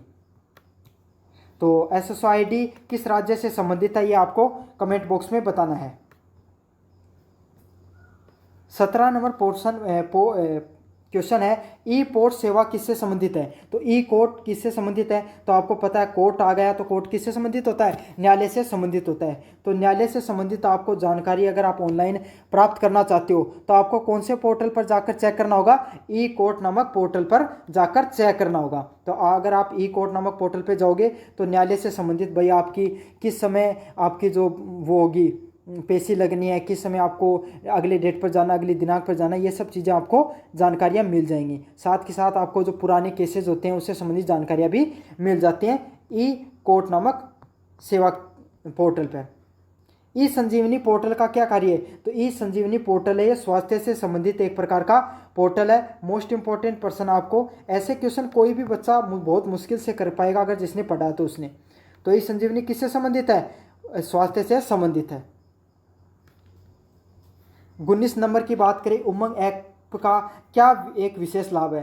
तो इसमें क्या होता है, मैंने बताया था उमंग ऐप एक सरकारी मतलब सरकारी पोर्टल की तरह है जिसमें आप सरकार ने क्या क्या कार्य किए हैं, सरकार की क्या क्या योजनाएं हैं उसके लाभ कर सकते हो। तो एक ये ऐप है जिस पे क्या कर सकते हो आप कई सरकारी सेवाओं का लाभ ले सकते हो। तो इसका ये फ़ायदा है। 20 नंबर प्रश्न है, भीम ऐप किस तकनीक पर काम करता है? यूपीआई पर काम करता है। ठीक है, तो यूपीआई की फुल फॉर्म होती है यूनिफाइड पेमेंट इंटरफेस। और भीम ऐप किस पे काम करता है? यूपीआई तकनीक पर काम करता है। तो पोर्टल से संबंधित कोई भी पर्सन अगर अब आपके सामने आएगा तो अब आपसे का नहीं छूटने वाला एग्जाम के अंदर, क्योंकि मैंने एकदम डिटेल से आपको सारे पर्सन अच्छे से करवा दिए हैं। अब बात करें अपन यूनिट नंबर 2 की। यूनिट नंबर 2 में क्या है? साइबर स्पेस में संचार व सहयोग से संबंधित प्रश्न आएंगे। तो पहला प्रश्न है, ईमेल को भेजने के लिए किस चीज़ की आवश्यकता होती है? तो आपको पता है कोई भी ईमेल भेजते हो तो आपको उसमें आपको सामने वाले का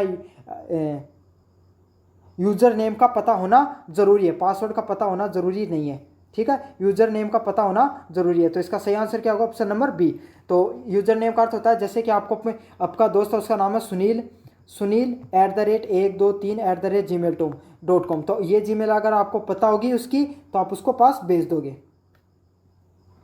दूसरे वाला प्रश्न क्या है? ब्लॉग लिखने वाला व्यक्ति क्या कहलाता है? तो सबसे पहले मैं आपको बताऊंगा ब्लॉग होता क्या है।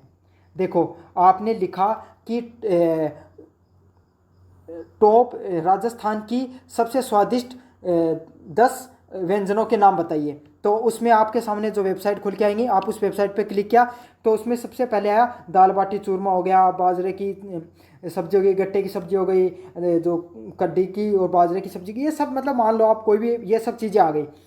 तो आप जो ये पढ़ रहे हो वेबसाइट पे ये जानकारी पढ़ रहे हो, इसको जो लिखा गया है इसको क्या कहा गया है? ब्लॉग कहा गया है। इसको क्या कहा जाता है? ब्लॉग कहा जाता है। अब जो ब्लॉग प्रोवाइड करवाती है जिस कंपनी, ठीक है, वो उसका नाम क्या होता है? ब्लॉगर। समझ रहे हो? जिसको प्रोवाइड करवाती है जो कंपनी वो गूगल है। ठीक है, ब्लॉग का ऑप्शन प्रोवाइड करवाने वाली कंपनी कौन है? गूगल है, फ्री में होस्टिंग देती है। और जो व्यक्ति उसको लिखता है उस ब्लॉग को, पूरी इन्फॉर्मेशन जो लिख रहा है व्यक्ति, जैसे मैं आपको पढ़ा रहा हूँ तो उसको टीचर बोलते हैं, वैसे जो ब्लॉग लिखता है इंटरनेट पे जो जानकारी डालता है उसको क्या बोला जाता है? ब्लॉगर बोला जाता है। तो इसका सही ऑप्शन क्या होगा? ऑप्शन नंबर बी होगा। समझ में आ गया? और ब्लॉग को प्रोवाइड करवाने वाली कंपनी कौन सी है? गूगल है। समझ में आ गया? वो फ्री में आपको होस्टिंग प्रोवाइड कराती है। तो काफ़ी बार देखा होगा www.sanjeevani.blog.com, sanjeev.blog.com। तो ऐसा कुछ आए तो समझ लेना ये क्या है? ब्लॉग है, जिसको सरकारी कंपनी किसने? जो गूगल ने प्रोवाइड करवाया है। 3 नंबर प्रश्न है, सोशल मीडिया पर संवाद को क्या कहा जाता है? तो सोशल मीडिया पर आप बातचीत करते हो अपने दोस्तों से तो उसको क्या कहते हैं? अभी ये बताने की जरूरत थोड़ी आपको, हमेशा ही करते हो आप। उसको क्या कहते हैं? चैटिंग कहते हैं। ठीक है, तो ये वाला प्रश्न तो आप सभी कर लोगे, आपके तो मजे हो जाएंगे ऐसा प्रश्न आ जाए तो। 4 नंबर प्रश्न है, निम्नलिखित में से कौन सी सेवा ऑडियो विजुअल संचार के लिए उपयोग की जाती है? तो ऐसी कौन सी सेवा जिसपे आप ऑडियो विजुअल क्या होता है? जहाँ पर आप वीडियो कॉल कर सकते हो। तो इसमें से कौन सी सेवा है जिसके तहत आप वीडियो कॉल कर सकते हो? तो जूम ऐप पे। जूम ऐप क्या होता है? जूम ऐप किससे संबंधित है? जिसमें आप है ना सामने कोई भी वीडियो कॉन्फ्रेंसिंग कर सकते हो, वीडियो कॉल कर सकते हो, वीडियो मीटिंग कर सकते हो। तो ये सब पर्सन आए तो उसमें आपको कौन सा ऑप्शन टिक करके आना है? जूम करके आना है।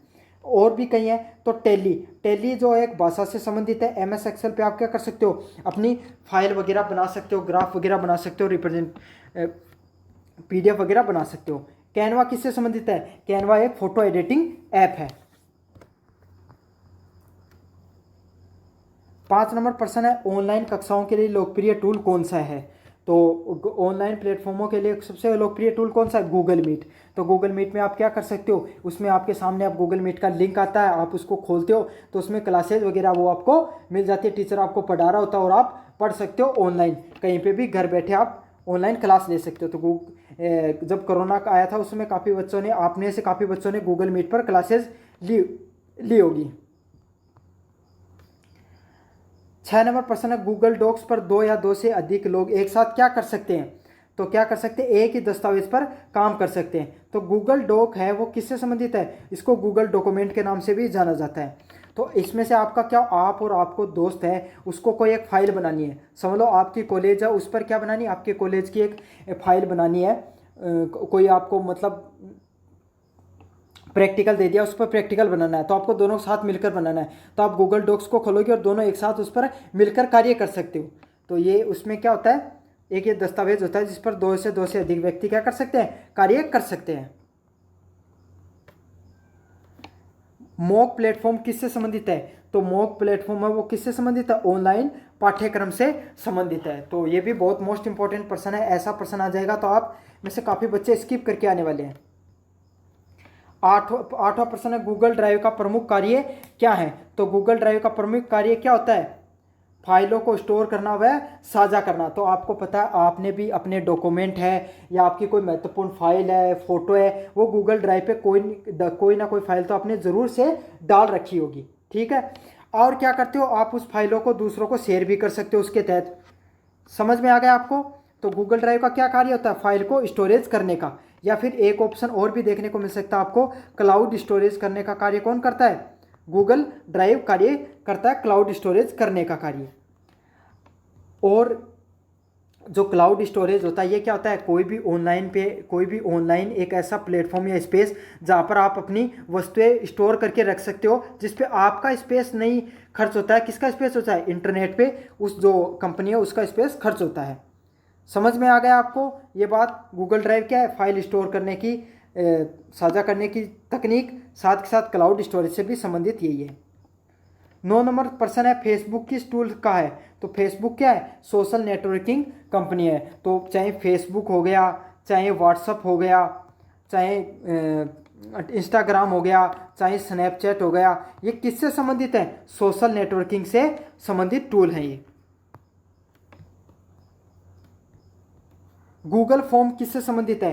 तो गूगल फॉर्म क्या होता है? आपको देखो, आपको काफ़ी बार अगर आप कंपटीशन की तैयारी करते हो तो काफ़ी टीचर आपको एक गूगल फॉर्म देते हैं कि आपके कितने नंबर आए आप उसमें डाल सकते हो।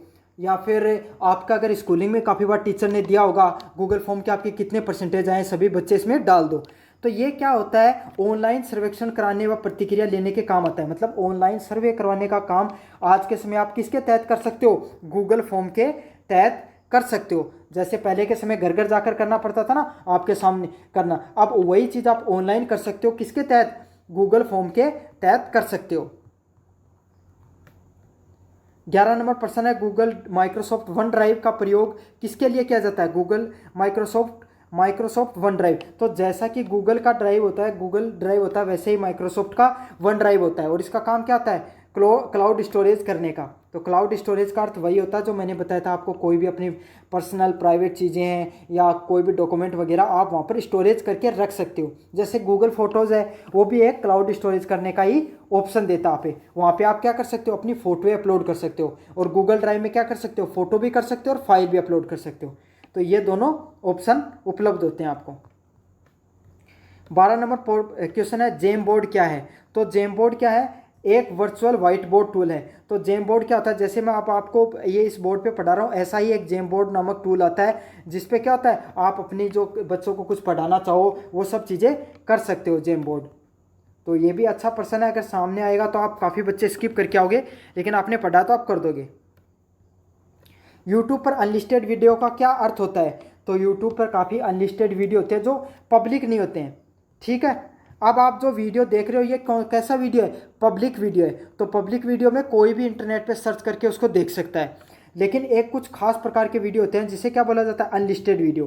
तो अनलिस्टेड वीडियो का क्या होता है? स्पेशल लिंक होता है और वो लिंक उसी को भेजा जा सकता है जिसको आप भेजना चाहो, वही उसको खोल कर क्या कर सकता है? वीडियो देख सकता है। वो ऑनलाइन प्लेटफॉर्म, पब्लिक प्लेटफॉर्म पे नहीं होगा। तो कोई भी व्यक्ति अगर सर्च करके उस वीडियो को देखना चाहे तो वीडियो नहीं मिलेगा, आपको लिंक के माध्यम से खोलना पड़ेगा उसको।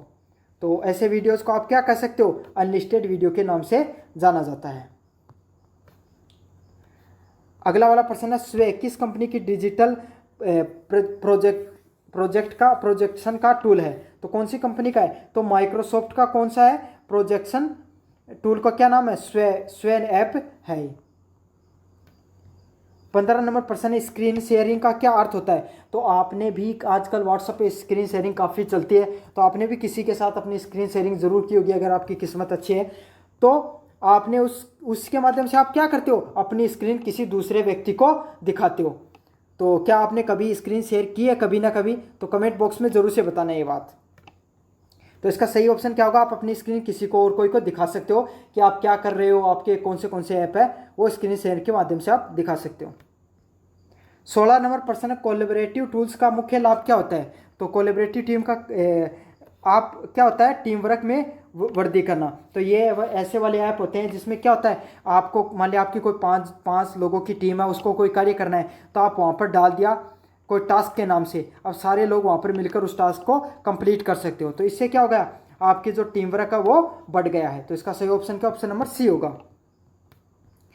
17 नंबर प्रश्न है, गिट हब का उपयोग किस चीज़ के लिए किया जाता है? तो कोडिंग में सहयोग करने के लिए किसका उपयोग किया जाता है? गिट हब का उपयोग किया जाता है। तो इसका सही आंसर क्या होगा, ऑप्शन नंबर ए होगा। 18 नंबर प्रश्न है, कौन सा वीडियो कॉन्फ्रेंसिंग टूल नहीं है? तो इसमें से कौन सा वीडियो कॉन्फ्रेंसिंग टूल नहीं है?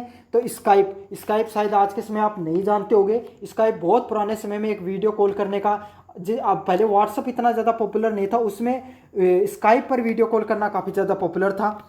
जूम तो आपको पता ही है, जूम तो वीडियो कॉल किसी के लिए होता है। माई MS टीम है वो भी वीडियो कॉल से संबंधित है। यहाँ पे MS पेंट नहीं है, क्योंकि MS पेंट पे तो अपन क्या करते हैं, पेंट वगैरह का कार्य करते हैं, अपने स्कूल के समय में किया होगा जरूर से। तो इसका सही ऑप्शन क्या होगा, ऑप्शन नंबर डी, क्योंकि यहाँ पे नहीं पूछा था। और इन सब ऑप्शंस को याद कर लेना, अगर वीडियो कॉल से संबंधित आए तो कोई ये इनमें से एक आएगा। टेलीग्राम में कितने लोग एक ग्रुप में अधिकतम जुड़ सकते हैं? तो कितने लोग जुड़ सकते हैं? एक ग्रुप पर लगभग 2 लाख लोग हैं, वो एक ग्रुप पर अधिकतम जुड़ सकते हैं टेलीग्राम पर। और ये 2024 तक का है ये डाटा। अगले वाले प्रश्न की बात करूँ, फाइल शेयरिंग करते समय सुरक्षा के लिए क्या ज़रूरी है? तो अगर आप फाइल शेयर करते हो और कुछ प्राइवेट फाइल आपकी, तो उस पर पासवर्ड लगाना ज़रूरी होता है। तो आप उस पर क्या कर सकते हो, पासवर्ड प्रोटेक्शन लगा सकते हो। इससे क्या होगा, आप जिसको सामने वाले को जो पासवर्ड दोगे वही उस व्यक्ति उसको खोल पाएगा उस फाइल को। तो आपको समझ में आ गया होगा, इसका सही आंसर क्या, ऑप्शन नंबर बी है। अब बढ़ते हैं अपन यूनिट नंबर 3 की तरफ, तीसरी नंबर यूनिट की तरफ, डिजिटल सुरक्षा खतरे और सरकारी पहल। तो डिजिटल सुरक्षा खतरे और सरकारी पहल का ये जो यूनिट 3 है, तो इसमें क्या ऑनलाइन सुरक्षा का प्रमुख उद्देश्य क्या होता है? तो इससे क्या होता है, आप अपनी डाटा है उसकी रक्षा करते हो। तो आप कहोगे कि सर हमारे डाटा का क्या किसी को क्या मतलब है? तो बच्चों, आपका डाटा बहुत महत्वपूर्ण है। आप किन चीज़ों में आपका इंटरेस्ट है, कैसी चीज़ों से आप से लगाव रखते हो, किन चीज़ों को आप भविष्य में खरीदना चाहते हो, क्या आप जीवन में कर सकते हो, वो सब चीज़ें आपका मोबाइल स्टोरेज करके रखता है। और उसी के आधार पर वो आपको रील भी देखते हो ना, आप कहते हो कि मैंने तो 2 रील क्या लाइक कर दी, वैसे रील आने लग गई। तो वो सब क्यों होता है? क्योंकि वो आपके डाटा को एनालिसिस करके वैसे ही आपको रील रेकमेंड करता है।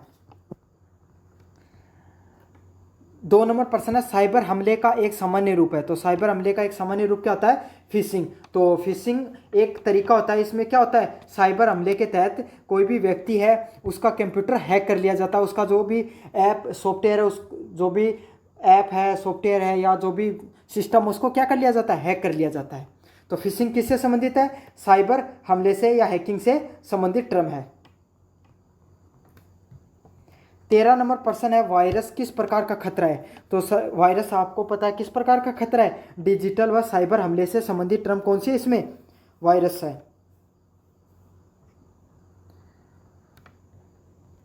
4 नंबर प्रश्न है, फिशिंग हमले का उद्देश्य क्या होता है? तो फिशिंग क्या करती है, उपभोक्ता की निजी जानकारी को चुरा लेती है। तो काफ़ी बार आपने देखा होगा कि लिंक आते हैं लोगों के पास, और लोग क्या कर लेते हैं, उस लिंक पे उस पर आता है कि 5,000 रुपये के आपने जीते, तो इस लिंक पर क्लिक कीजिए। लोगों ने लिंक पर क्लिक किया और उसका पूरा फ़ोन हैंग हो गया या फ़ोन से सारा पैसा उड़ गया। तो यही होता है जो इसे फिशिंग बोला जाता है। और एक तो तरीका ये है, एक दूसरी बात यही है कि आपके जो गूगल वगैरह होते हैं, उस पर पासवर्ड वगैरह आप लगा के रखते हो, वो चुरा लिया जाता है। तो उपभोक्ता की जो निजी जानकारी है चुराने का काम कौन करता है, फिशिंग हमले के तहत चुरा सकता है। 5वां नंबर प्रश्न है, डेटा ब्रीच करने का क्या मतलब होता है? तो डाटा को अनधिकृत रिसाव होने से रोकना, ऑप्शन नंबर बी। मतलब डाटा ब्रीच का अर्थ क्या होगा, आपका डाटा है वो लीक किया जा रहा है, आपकी जो फोटो है वो किसी और को भेजे जा रहे हैं, आपके पासवर्ड है वो किसी और को सेंड किए जा रहे हैं। तो ये सब चीज़ किसके अंतर्गत आती हैं, डाटा ब्रीच के अंतर्गत आती हैं। 6ठे वाला प्रश्न है, स्पाईवेयर का क्या संबंध होता है? तो स्पाईवेयर का क्या कार्य होता है, ये जासूसी करना या जानकारी चुराना। तो स्पाईवेयर क्या होते हैं, देखो आप कभी कभी कुछ वेबसाइट को चलाते हो, उस पर कुछ जो ऐप आ जाते हैं और वो आपके फ़ोन में डाउनलोड हो जाते हैं। अब वो क्या करते हैं, डाउनलोड होकर आपकी जो जानकारियाँ हैं उसको चुरा लेते हैं और दूसरों को बेचते हैं, या फिर आपके बारे में जानकारी निकालते हैं कि आप क्या कर रहे थे। तो फिशिंग जो स्पाईवेयर ऐप होते हैं उनका यही काम होता है कि आपकी निजी जानकारी को चुराना और आपकी जासूसी करना। 7वां नंबर प्रश्न है, ब्लॉकचेन तकनीक किस क्षेत्र में सबसे अधिक उपयोगी हुई। तो ब्लॉकचेन तकनीक है ये क्रिप्टो करेंसी से संबंधित होती है, तो बिटकॉइन वगैरह है उससे संबंधित प्रश्न है, तो आपको क्या करके आना है, ब्लॉकचेन तकनीक से संबंधित है। अब देखो ब्लॉकचेन क्या होता है, ब्लॉकचेन आप ऐसे इनसे समझ लो, इन डब्बों से समझ लो आप। ब्लॉकचेन क्या होता है, यहाँ पर ये सब कोड होंगे सारे के सारे। अब जो कोड होते हैं ये इस तरीके से बनाए जाते हैं, कोड इनका नाम दे देता हूँ ABCDE, ठीक है। तो कोड ए में क्या लिखा गया है ये बी को नहीं पता है, बी में क्या लिखा गया है सी को नहीं पता है, सी में क्या लिखा गया है डी को नहीं पता, और डी में क्या लिखा गया है ई को नहीं पता है, ना ई में क्या लिखा गया है सी, इनमें से किसी को पता है। तो किसी को कुछ नहीं पता होता है कि क्या हो रहा है। अब क्या होता है, जैसे कि आपने 5,000 रुपये अपने दोस्त को भेजे, ठीक है, तो आपको उसमें बैंक अकाउंट डिटेल सारी चीज़ें निकल कर आएंगी अगर आप निकलवाना चाहो तो ये पैसा किसने भेजा है। लेकिन वहीं आपने अगर बिटकॉइन भेजी है, ठीक है, और आपकी इंडिविजुअल बिटकॉइन थी, तो ये नहीं बता सकते आप कि ये किसके द्वारा भेजी गई है, बस क्योंकि इसके अंदर क्या होता है option end to end encryption होते हैं। ऐसे कोड लगाए जाते हैं कि भेजने वाले का डाटा है वो कभी भी लीक नहीं होता है। और जो क्रिप्टो करेंसी है इसीलिए इसका प्रयोग किस में किया जाता है, ज़्यादातर इलीगल चीज़ों में किया जाता है। 8 नंबर प्रश्न है, ब्लॉकचेन में डाटा कैसे स्टोर होता है। तो इसमें स्टोर होता है ब्लॉक्स और चेन के रूप में, मतलब ऐसे बक्सों के रूप में कोड है वो पैक्ड फॉर्म में होते हैं और किसी को नहीं पता होता कि किस स्ट्रक्चर में काम करते हैं, ना बनाने वाले को भी नहीं पता होता कि किस स्ट्रक्चर में काम कर रहे हैं, ऑटोमेटिक रूप से जुड़ते हैं। तो इसका सही ऑप्शन क्या, ऑप्शन नंबर सी होगा। 9 नंबर प्रश्न है, रैनसमवेयर क्या होता है। तो रैनसमवेयर क्या होता है, रैनसमवेयर एक ऐप होता है जो क्या करता है, जैसे कि मान लीजिए आपकी कॉलेज है, तो आपकी कॉलेज का ऐप जो कॉलेज है उसका पूरा सिस्टम किसी ने हैक कर लिया, और फिर वो उस आपकी कॉलेज के जो मालिक है उसे कह रहा है कि आप मुझे 1 करोड़ रुपए दीजिए तभी मैं आपका सिस्टम है वो शुरू करूँगा। तो यही चीज़ होती है, इसी क्या कहा जाता है, रैनसमवेयर कहा जाता है। ये क्या फाइल को लॉक करके फिरौती मांगने का कार्य करता है। समझ में आ गया होगा आपको रैनसमवेयर के बारे में। भारत सरकार द्वारा शुरू की गई साइबर सुरक्षा हेल्पलाइन नंबर का क्या नाम है, किस नाम से होती है। तो 1930 है, वो क्या है, साइबर सुरक्षा हेल्पलाइन नंबर है। अगले वाला है CERT.in, तो ये किससे संबंधित है, CRT.in, तो ये संबंधित है कंप्यूटर इमरजेंसी रिस्पांस टीम। तो कंप्यूटर पे अगर कोई भी प्रकार की जो सिस्टम वो काम करने बंद कर देता है तो उसमें CRT.in यूज कर सकते हैं, जिसमें क्या होता है, कंप्यूटर इमरजेंसी रिस्पांस टीम.in इंडिया। अब 12 नंबर प्रश्न की तरफ बढ़ते हैं, साइबर स्वच्छता केंद्र। साइबर स्वच्छता केंद्र किससे संबंधित है, तो ये होती है साइबर सुरक्षा के उपकरण उपलब्ध करवाने से संबंधित। तो आप मतलब इसमें आप क्या हो सकता है कि आप जो भी आपको अगर साइबर सुरक्षा से संबंधित कोई भी उपकरण चाहिए, आपको कोई फ़ोन वगैरह हैक हो गया या फिर आपका सिस्टम वगैरह हैक हो गया, तो आप यहाँ पर इस केंद्रों पर जाकर आप क्या कर सकते हो, सूचना प्राप्त कर सकते हो या फिर हेल्प ले सकते हो इन सब चीज़ों से। 13 नंबर प्रश्न है, डिजिटल दुनिया में सबसे बड़ा खतरा कौन है। तो डिजिटल दुनिया में सबसे बड़ा खतरा कौन होते हैं, हैकर्स, हैकिंग करने वाले, और ये जो वायरस होते हैं यही क्या होते हैं, सबसे बड़ा खतरा होते हैं डिजिटल दुनिया के अंदर। तो इसका सही आंसर क्या होगा, ऑप्शन नंबर बी होगा। 14 नंबर प्रश्न है, भारत सरकार की डिजिटल इंडिया योजना में सुरक्षा का क्या उद्देश्य होता है।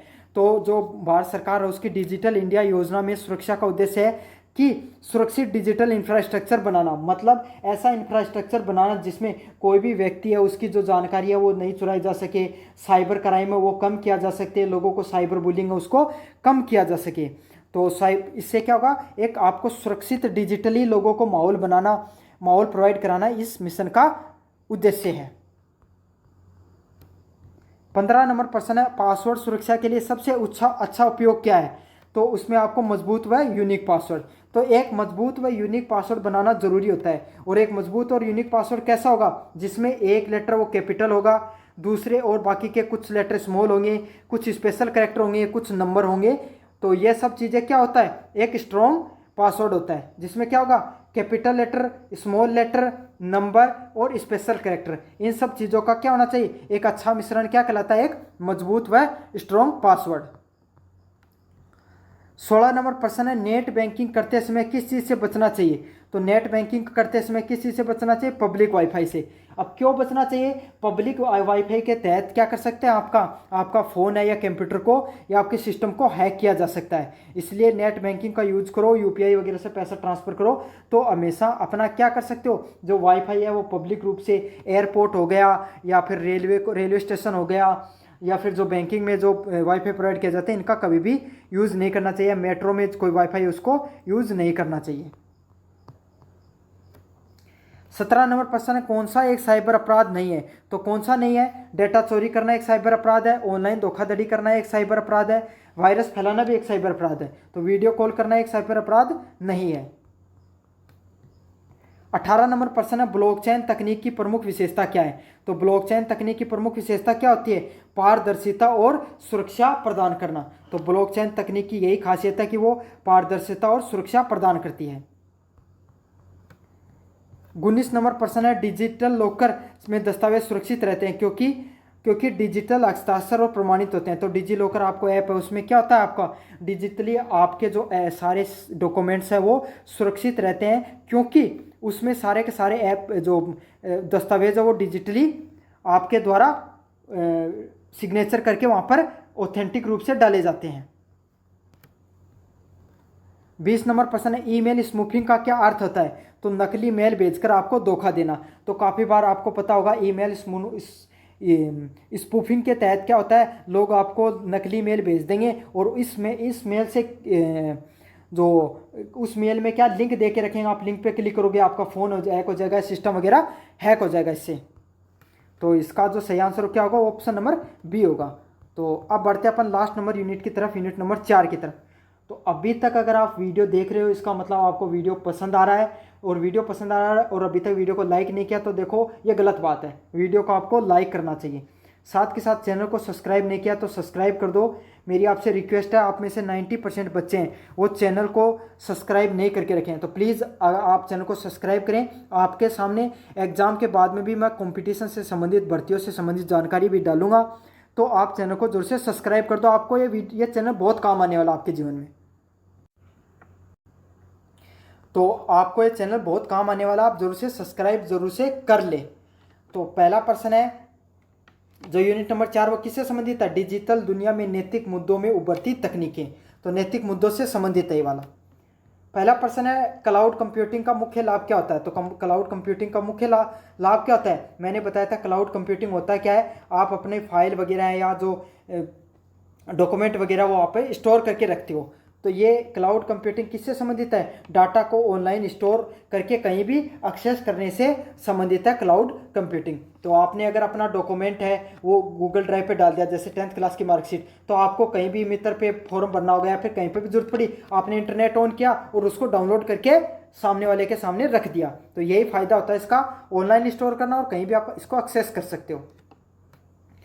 अगले वाला प्रश्न है, बिग डाटा से क्या तात्पर्य। तो बिग डाटा क्या होता है, ये एक बहुत बड़े जटिल और तेज गति से उत्पन्न होने वाला डाटा सेट होता है, इसे क्या कहा जाता है, बिग डाटा कहा जाता है। तो मैं उदाहरण के रूप में समझाऊं तो जैसे आप इंस्टाग्राम पे किस प्रकार की रीलें देख रहे हो, यूट्यूब पर किस प्रकार का कंटेंट फॉलो कर रहे हो, कैसे ऐड आपने ज़्यादा देर तक देखा, कौन सा कंटेंट आप ज़्यादा फॉलो करते हो, तो ये सब जो डाटा स्टोर करके रखते हैं ये बड़ी बड़ी कंपनियाँ, इसे क्या कहा जाता है, बिग डाटा के नाम से जाना जाता है। ठीक है, 2 नंबर प्रश्न की तरफ बढ़े, आईओटी इंटरनेट ऑफ थिंग किसका उदाहरण है। तो आईओटी किससे संबंधित होते हैं, ये होते हैं इसका किसका उदाहरण है, जैसे वॉशिंग मशीन को आपने इंटरनेट से जोड़ दिया तो आप उसको मैनुअली इंस्ट्रक्शन दे रहे हो एक ऐप के माध्यम से कि अब आपको 5 मिनट आपको वॉशिंग मशीन चलानी है, फिर आपको उसको सुखाने के लिए रख देना। तो ये सब चीज़ें आईओटी के तहत होती हैं, मतलब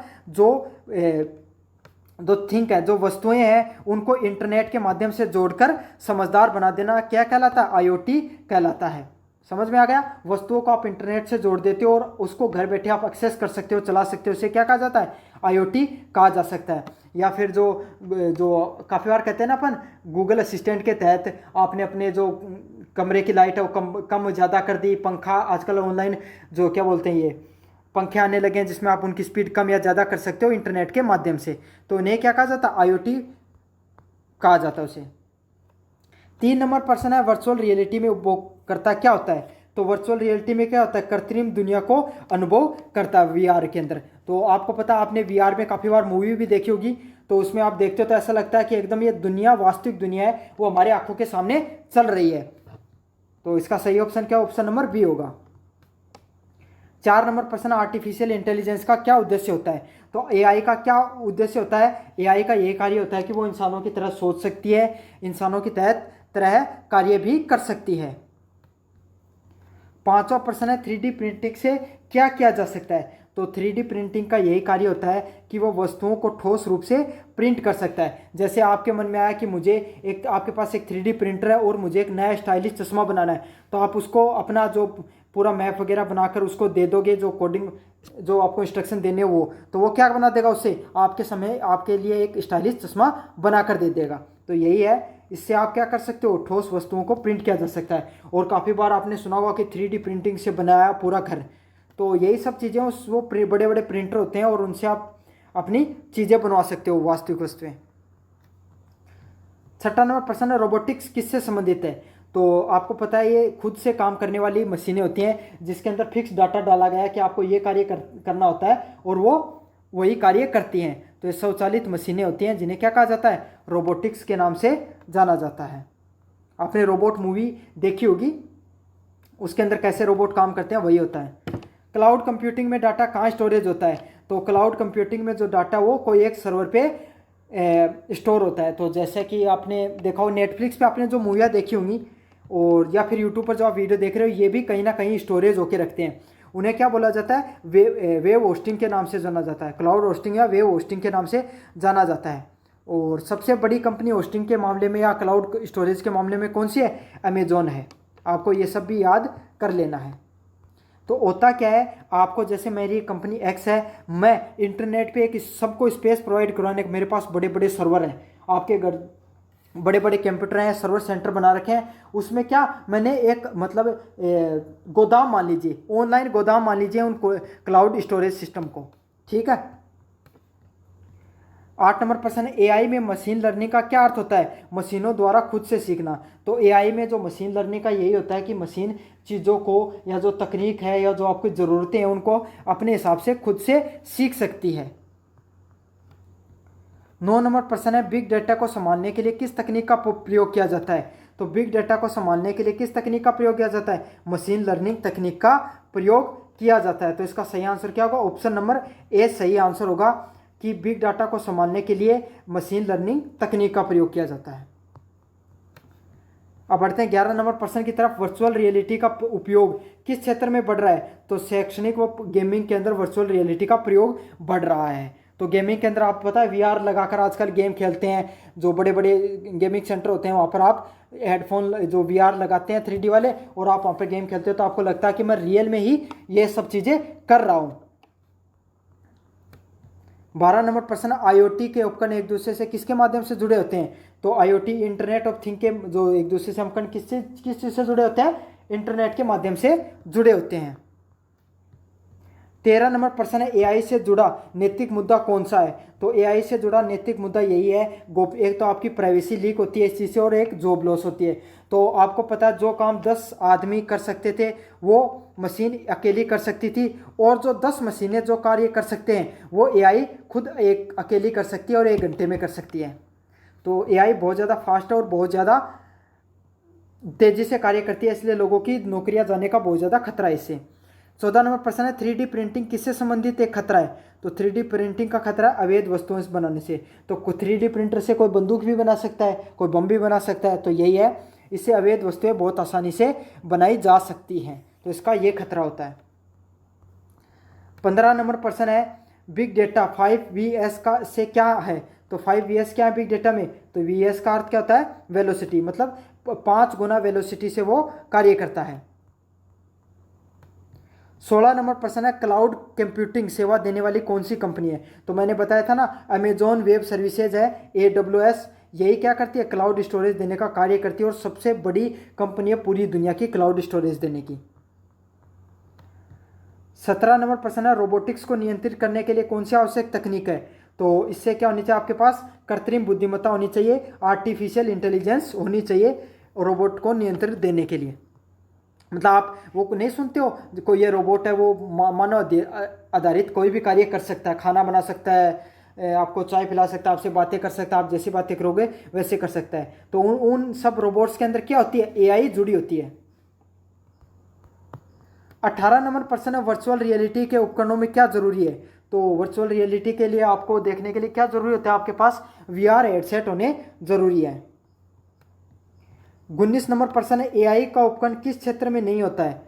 तो एआई का उपकरण उपयोग किस क्षेत्र में नहीं कर सकते हो आप? दीवार को पेंट करने में एआई का प्रयोग नहीं कर सकते हो।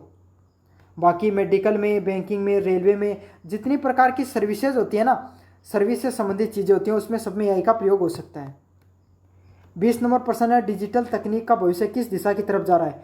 संवाद, स्वचालन व बुद्धिमत्ता के सिस्टम की तरफ जा रहा है। तो ये सब थे आपका डिजिटल एनहेंसमेंट से संबंधित दूसरा वीडियो नंबर 2, पार्ट नंबर 2। मुझे उम्मीद है कि आपको वीडियो को अच्छा लगा होगा। तो चैनल को जरूर से आपको सब्सक्राइब कर देना, वीडियो को लाइक कर देना और दोस्तों को जरूर से शेयर करना आपके।